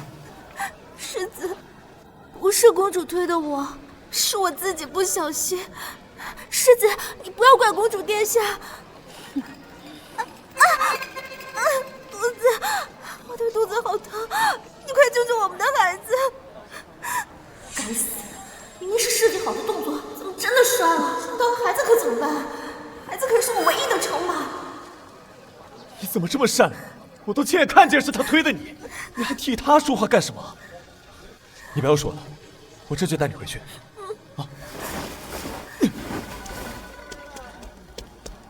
真是恶有恶报，他肯定是想假装摔倒，结果真摔了。若孩子保不住，定是老天都看不下去他作死。我倒是希望他孩子能保住。啊！洋洋，别怕。世子，你救救我们的孩子，我不想失去他，这可能是我这辈子唯一的孩子。好的，洋洋，你不要怕啊，孩子会没事的，我们会有孩子的。你现在啊，不要胡思乱想。大夫，现在什么情况？依夫人脉象看，心肾沉弱，沉色内郁，乃流产之象啊。可有办法？有，不过缺少一味世间难寻的特殊药材——天竺果。若能半刻钟之内能拿出天竺果，便能保住孩子。天竺果，圣之丸有，我去找他要。洋洋，你等我。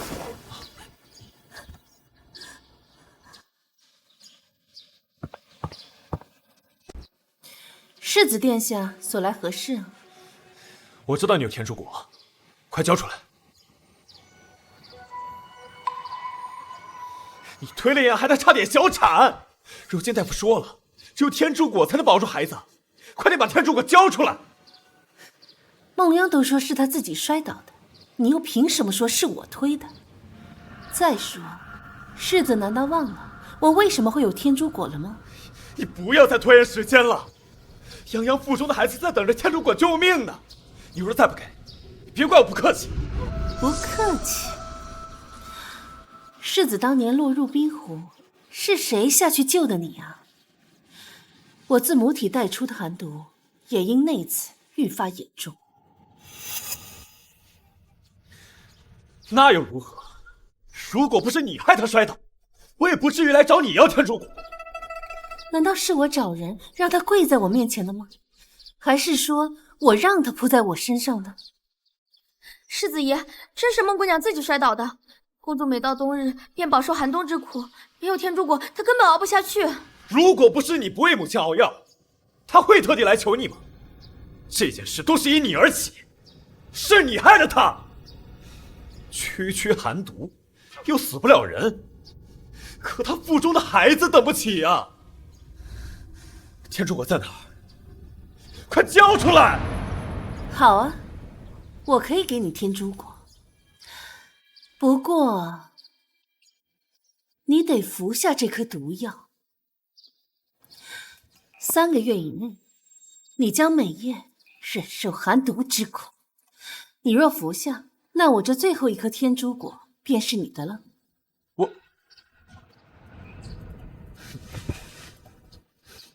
你呀，就是太矫情，一点小痛便熬不住。哼，我在战场上受了多少伤，怎么可能会怕这都伤不了人的小痛？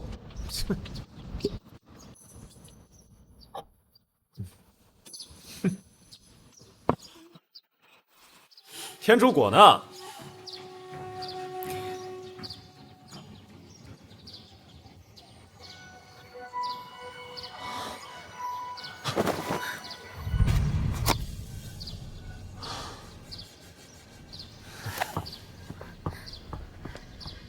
公主，寒毒发作那般痛苦，没了天竺果，您可怎么熬？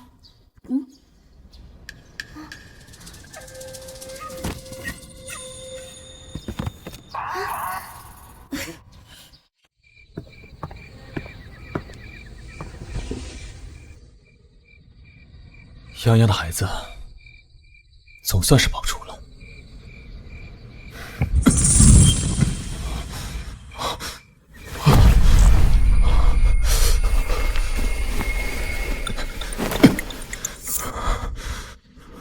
这就是寒毒吗？在没学到天竺果之前，盛之丸到底是怎么熬过来的？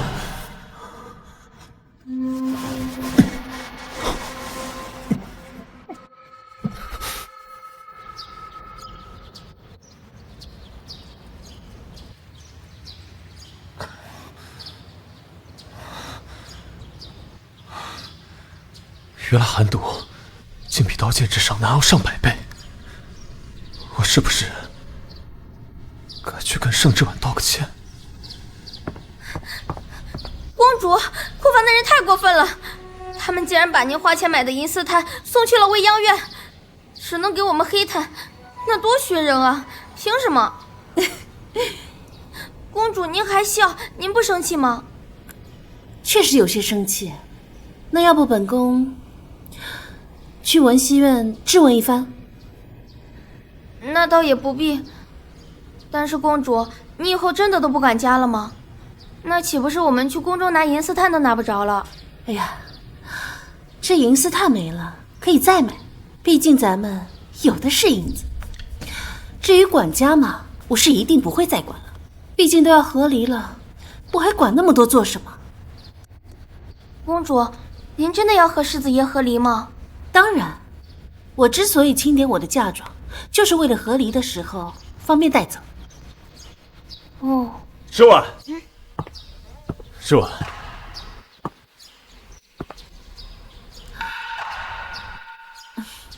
听兰，你先出去等着。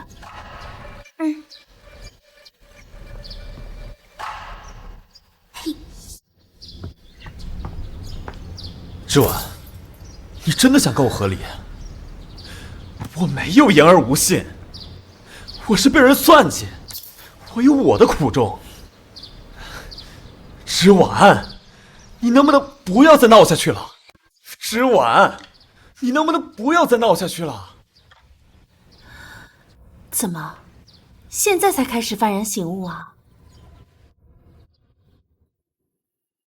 上辈子我寒毒犯了，冷得受不了，还得卑微的求你赏我点炭火。可这银丝炭，分明就是用我的银子买来的。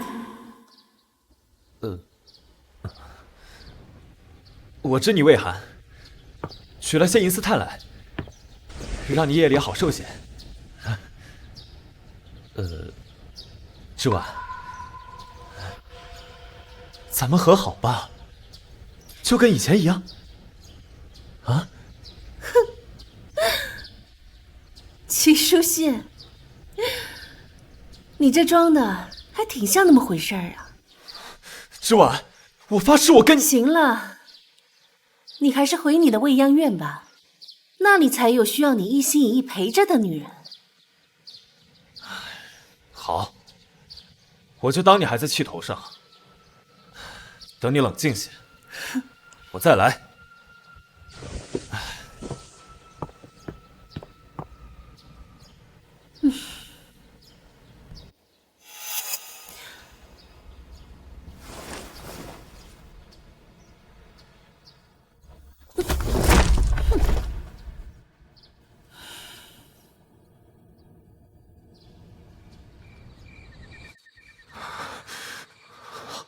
好了，若不是为了我，好了，舒宪怎会受这般苦楚？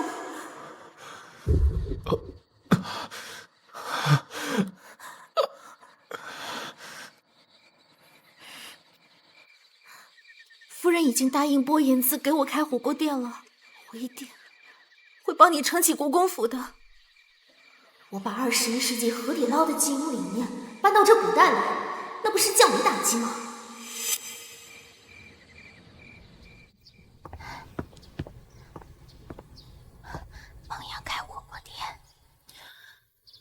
火锅店？什么乱七八糟的？他还让人给一个叫张大虎的刀疤脸送信。张大虎，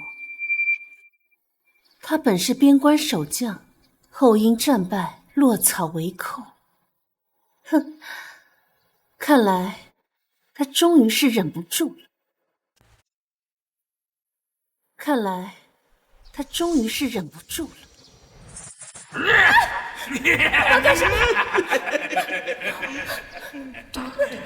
我可是公主，我可以给你们钱，我可以给你们很多很多钱。不要，放开我！老子要的就是公主。是的。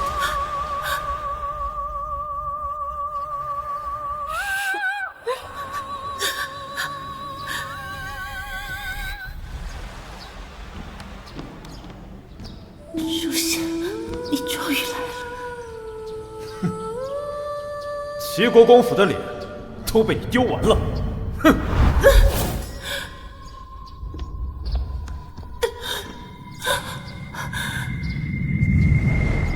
这次你算没有落空了。听兰，我们走。客人可是要品茶？我是要找伤刑狱。在下不明白客人在说什么。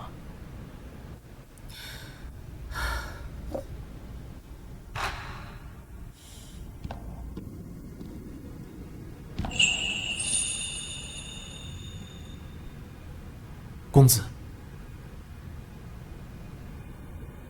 是。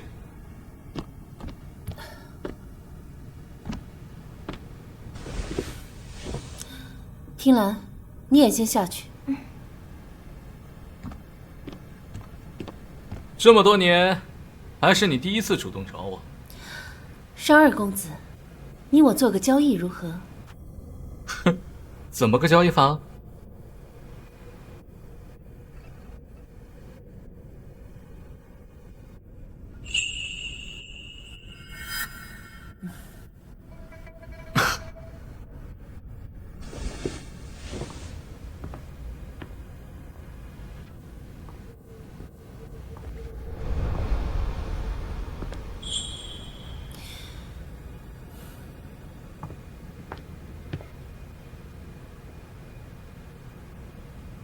我伤刑狱看上的，果然不是一般的女子。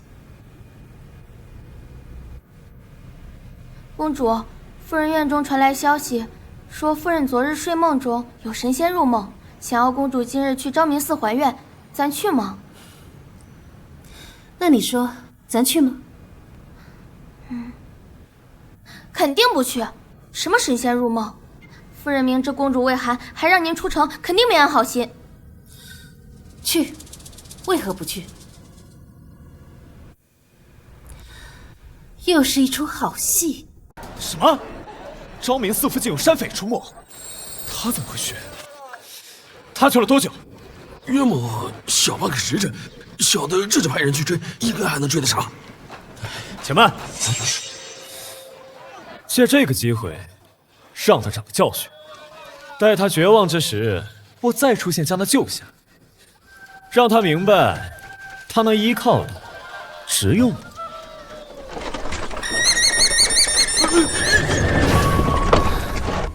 哎，怎么回事？上！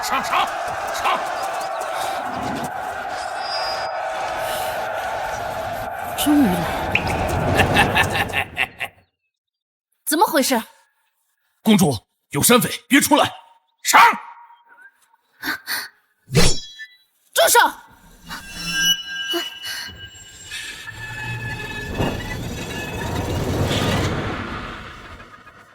你们的目标是我，把其他人都放了，我便同你们走，否则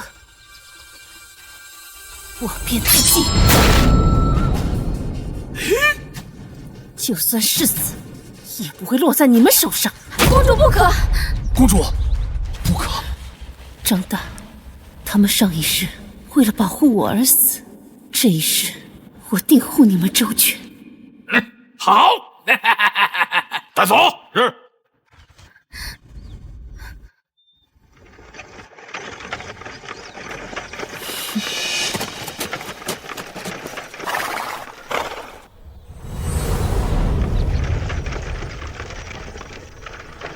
什么情况啊？貌似是遇到打劫的了。这就是你说的春烈啊？怎么后悔了？哼，你要说真打猎，没准我还真后悔呢。但你说要保护盛大公主，那我万死不辞啊！商哥，你放心，有咱哥几个在，没人能伤得了他。别说是土匪了，就算是正规军我也不惧。得了，知道你们厉害，行了吧？你说你对盛之婉这么好，他能知道吗？知道也好，不知道也好，他不还是乐此不疲？就你话多。哎，你们说那辆马车是不是有点配不上了？哼，马车不都是这样的吗？若我是公主的夫君，我定会亲自打造一辆适合她的马车，让她金尊玉贵的躺在上面。哎，啊！你别仗着你家里有2个臭钱，在这里大放厥词啊！人家可是有家室的。怕什么？反正听到的也只有你们几个。行了，别废话了，干活了。等等，大鱼还没上钩呢，先跟着吧。去。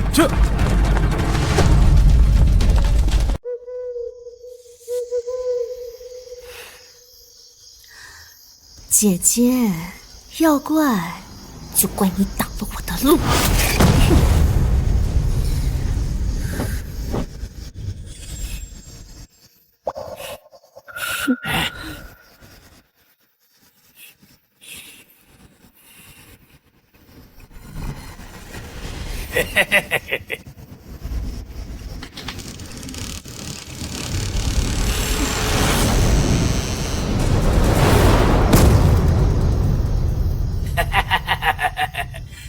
你就是狗屁的庆宁公主啊！美是美，可惜呀，心肠却狠毒，连我的恩人都敢害。嘿嘿嘿嘿嘿，公主又如何？落到这里就是被千人枕万人骑的东西。哈哈哈哈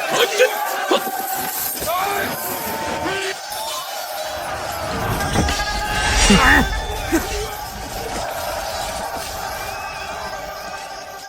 公主，我来了。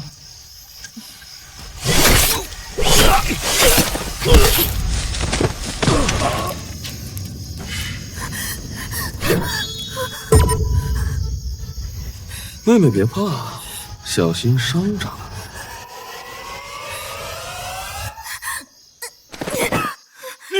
你们，哎呀！杀了我！你以为你自己能逃得掉吗？贱人，放了我恩人，有本事冲我来！张大虎，你把他当做你恩人，为了他要杀我。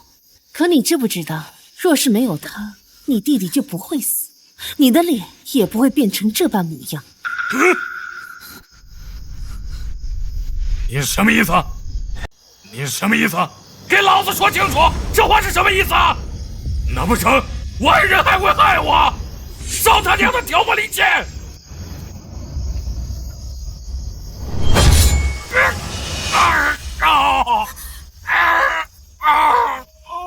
既然你觉得他是你的恩人，那就让他解了我的真术如何？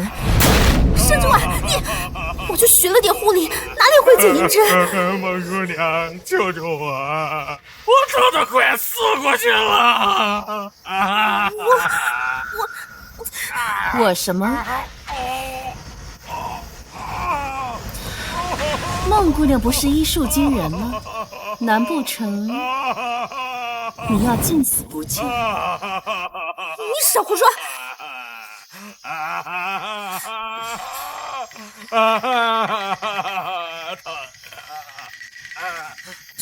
这样怎么解啊？学校也没教过啊！我姑娘，救救我！我快不行了！我快是好，我马上。应该是这里。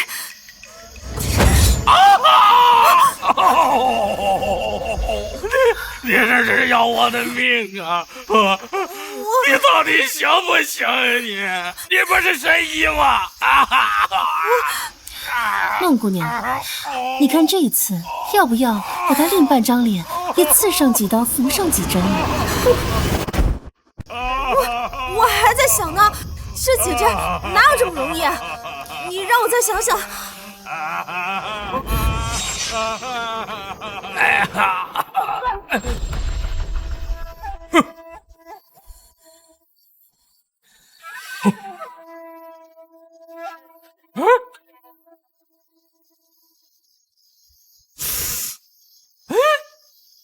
不得了！你现在还觉得他是你的恩人吗？不是这样的，不是这样的！骗我！你根本就不懂医术！我不是救了你吗？虽然你伤了半张脸，可是你的命保住了。你怎么能恩将仇报？张大虎，当初你那张脸用些草药便能好，可是他偏要在你脸上划上几刀。还有你的弟弟，原本只是受了一些皮肉创伤，而他不懂医术，让他白白丢了性命。他弟弟那是个意外，是他自己命不好。现在该你命不好了。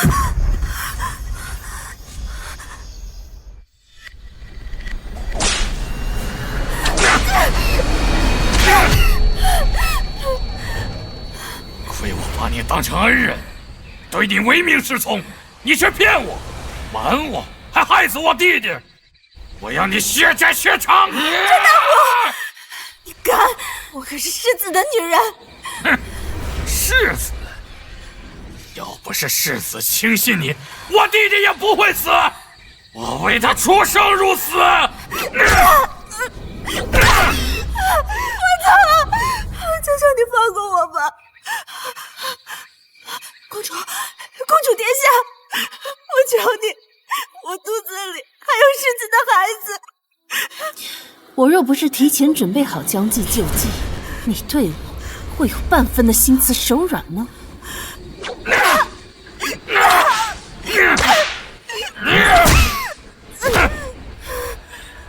这样的贱人就不配活着！住手！之婉别怕，我来救你了。世子怎么来的这么快？是来吃饭的？你怎么安然无恙？就在上面的人是……洋洋，洋洋，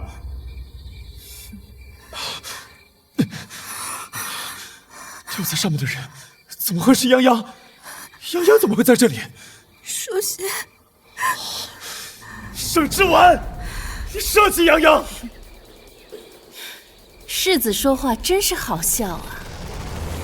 绑在上面的不是梦央，那世子你觉得应该是谁啊？我吗？我并非此意。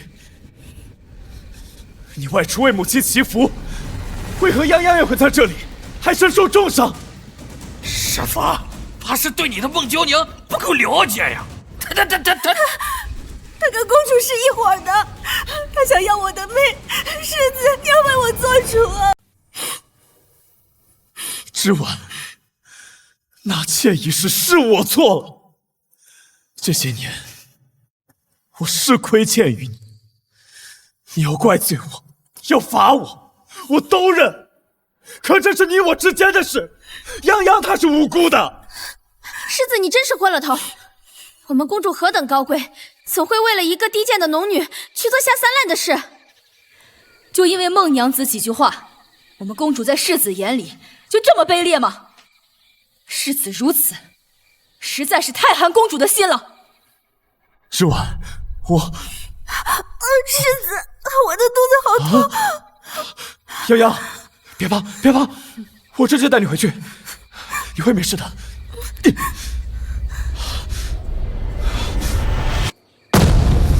盛之婉，当日我身中寒毒，痛彻心扉。当我想到你所受之苦，我心更痛。我对你心有亏欠，可你千不该万不该动泱泱的孩子。是你把你我之间唯一的情愫给斩断了。我齐书宪不欠你的。来人，把世子夫人押回府。只要他不想走，谁也带不走他。杀二公子，她是我夫人，我们的事还轮不到一个外人插手。你的夫人，你配吗？说什么？你抱着小妾，把正妻当犯人押回去，如此夫君，你不配！你什么意思？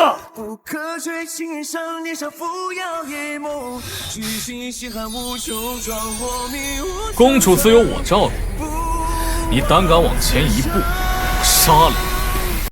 我官居五品，你敢杀我？你看我敢不敢？之婉，跟我回去。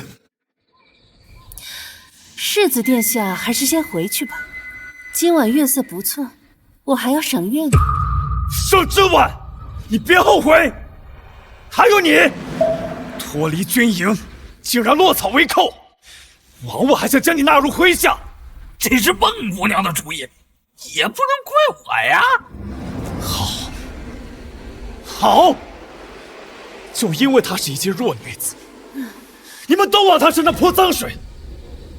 来人，把她押回去，给我细细盘问。是。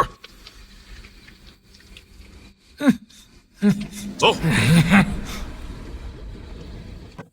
就这么走了？怎么，你吃醋了？吃了。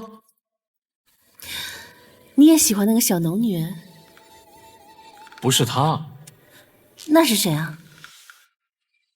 是你。他齐书宪凭什么？他根本就配不上你。那你觉得谁能配得上？论家财，我富可敌国；若论军功的话，我比不过他。但你放心，他齐书宪有的，我同样会有，而且我会做得比他更好。好啦，我知道了，我的豫北王。豫北王？好，那就听你的。若日后我能击退敌军，封诸侯王，那我便是豫北王。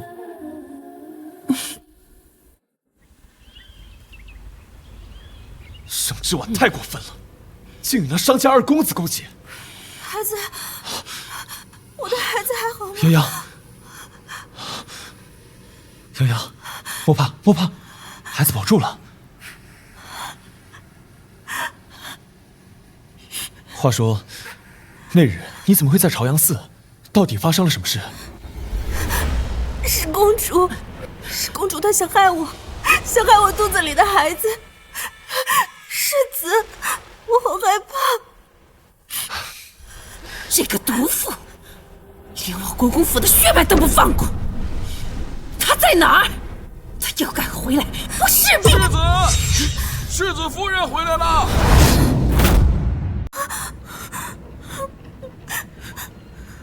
好了，杨洋莫怕，有我呢。我倒要看看她究竟要干什么！母亲，母亲，世子，你快去拦这些母亲，不要让她因为我让事情闹得不愉快。杨洋，你就是太懂事了。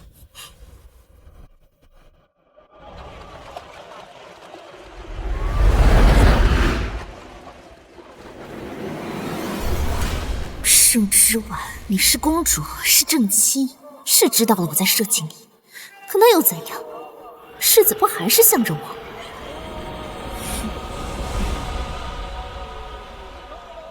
圣之婉，你还有脸回来？我可不是世子，嘴上说着一生一世一双人，可转头就跟别的女人风流流种，我怎么就没脸回来呀？我知公主因世子疼爱我而吃醋，可再怎么样，你也不能跟张大虎那样的匪徒厮混。你让国公府的脸面可往哪儿搁呀？孟姑娘这颠倒黑白的本事，真是令本宫瞠目结舌。若你是清白，为何你的簪子会在张大虎手里？为何他会对你那般客气？又为何他会为了你伤我杨洋？你还要装到什么时候？那世子呢？明知我有危险，可来的却是那般迟。怎么，有事耽搁了？还是说要来给我收尸啊？我自是耽搁了。那世子回来可有仔细盘查呀？这张大虎与孟姑娘可是一口一个恩人，一口一句赴汤蹈火，而我只是戳破了他的骗局。洋洋，他这话什么意思？你可有什么瞒着我？我齐书宪，你蠢也就罢了，但你骨子里就是一个狼子野心之徒。之婉，书宪也是对你关心则乱，只是你与别的男人一夜未归，谁知道会发生什么呢？您这是什么意思？你与他人一夜未归，难免会对你的名声有碍，不如你把嫁妆交给书宪，他定会原谅你的。母亲，这也是为你好啊。看来这嫁妆比你们的命都重要。好孩子，难不成你要背着烂臭的名声，往后你要如何见人呢？公主，你不妨就说出实情吧。昨夜是张大虎强迫了你，我也可以为您做人证的。您是受了委屈的，想必世子肯定会原谅你的。哼，如今是你对不起国公府，你还摆出这副盛气凌人的样子给谁看呢？盛之婉，收收你的架子。好的，我明白了。你明白了，那就好，那就好。书宪他同意了，上了真心，此事便过去了。不必如此麻烦。之婉，你这又怎么了？方才还不是答应的好好的？公主一面说自己清白，一面又不愿受刑，可终究是一夜未归。你又生得这般花容月貌，我要是男人，我也会有想法的。齐书宪，你觉得呢？之婉，你告诉我，昨夜到底有没有？好，既然是非对错你自有评判，那从今以后，你我便桥归桥，路归路，我们和离。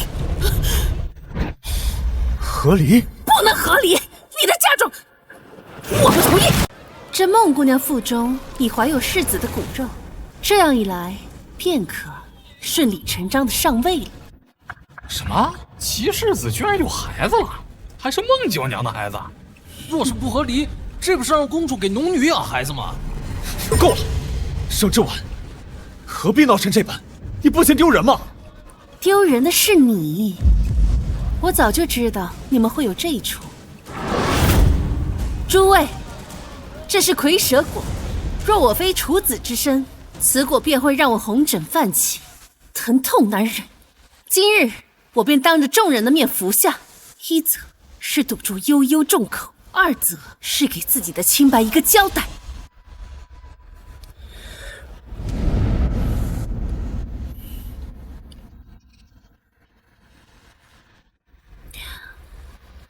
还挺甜。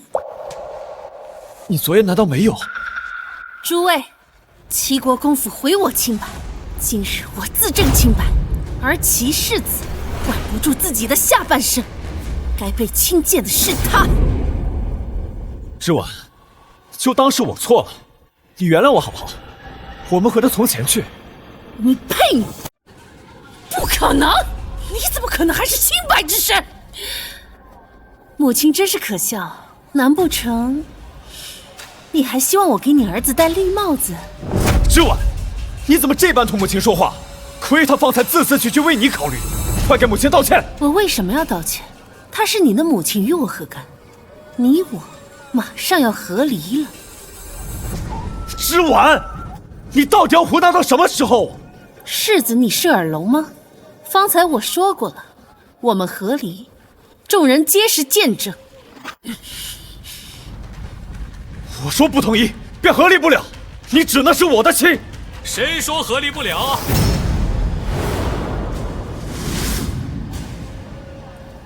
我来为公主撑腰了。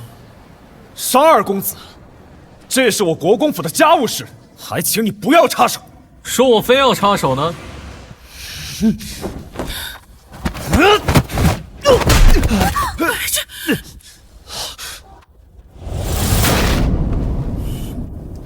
尚仙玉，我要去陛下那里参你。齐世子，烦请跪好，我此番就是来代替陛下宣旨。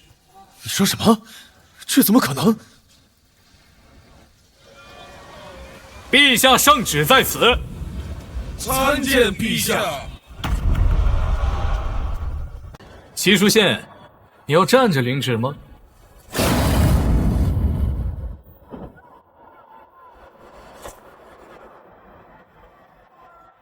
奉天承运，皇帝诏曰：之婉乃朕的心头贵宝，却在齐国公府一再受辱，既你齐家不珍惜，此婚事可作罢。钦此。不可能，齐世子，这不可能。领旨吧。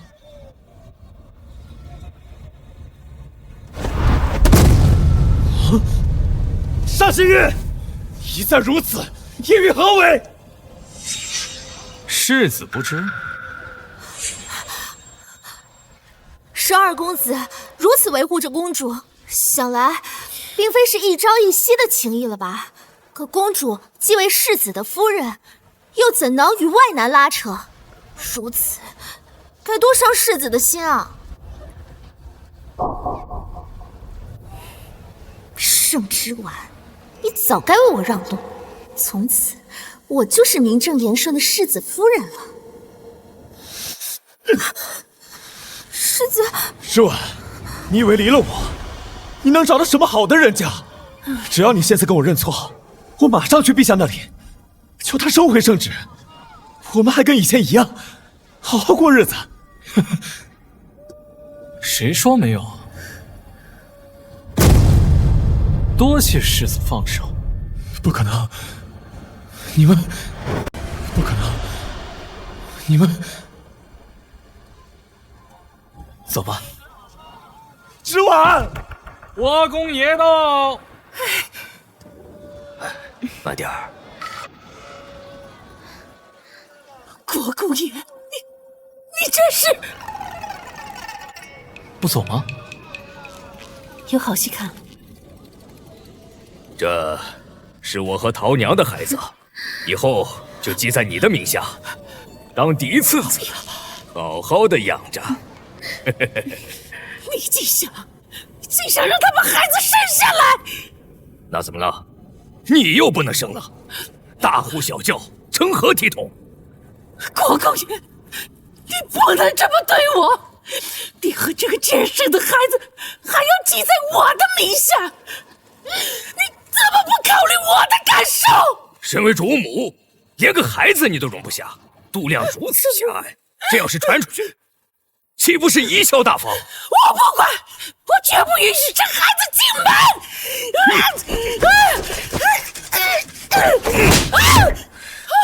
不是，那我就把你赶出府去！国公爷，你竟敢！没错，你再敢阻拦，我就休了你！世子，母亲，母亲，果然，这板子不打在自己身上是不知道疼痛。圣旨到！苏公公，你怎么来了？送圣旨来了。我刚刚不是送过了吗？太后气不过咱家公主被别人欺负，就让我再送到圣域。有劳了。这是接着看戏了。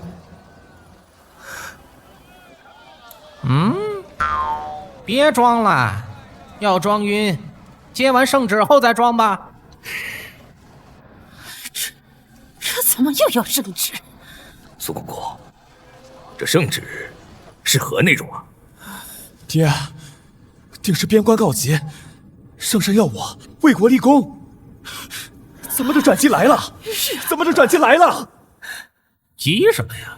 马上就知道了。宣圣旨，微臣接旨。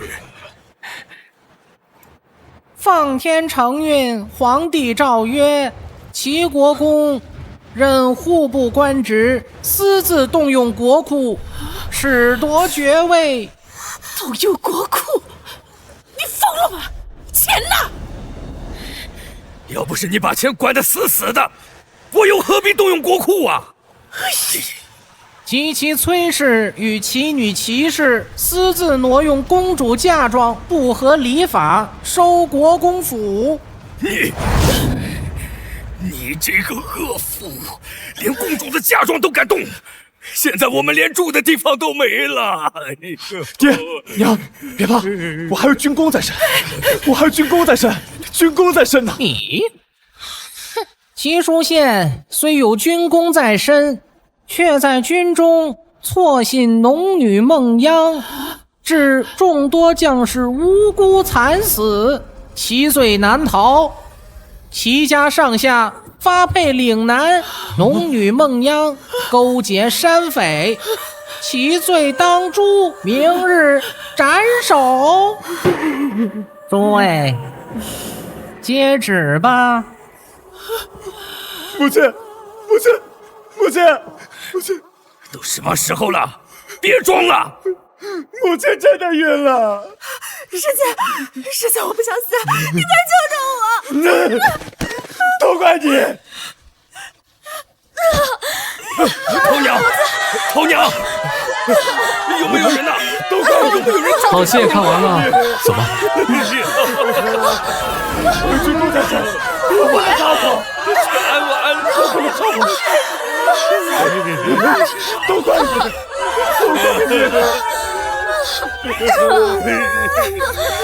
哎，我家门不行。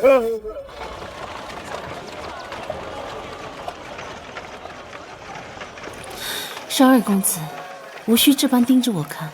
以后我会亲自给你打造一辆适合你的马车。谢谢商二公子。昨夜以及刚刚的谈话，绝非笑谈，字字句句都是我的肺腑之言。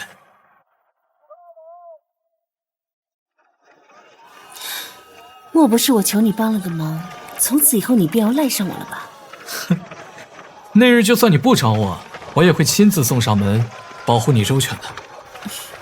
我和世子和离，这名声我不在意，我从来不在意这些。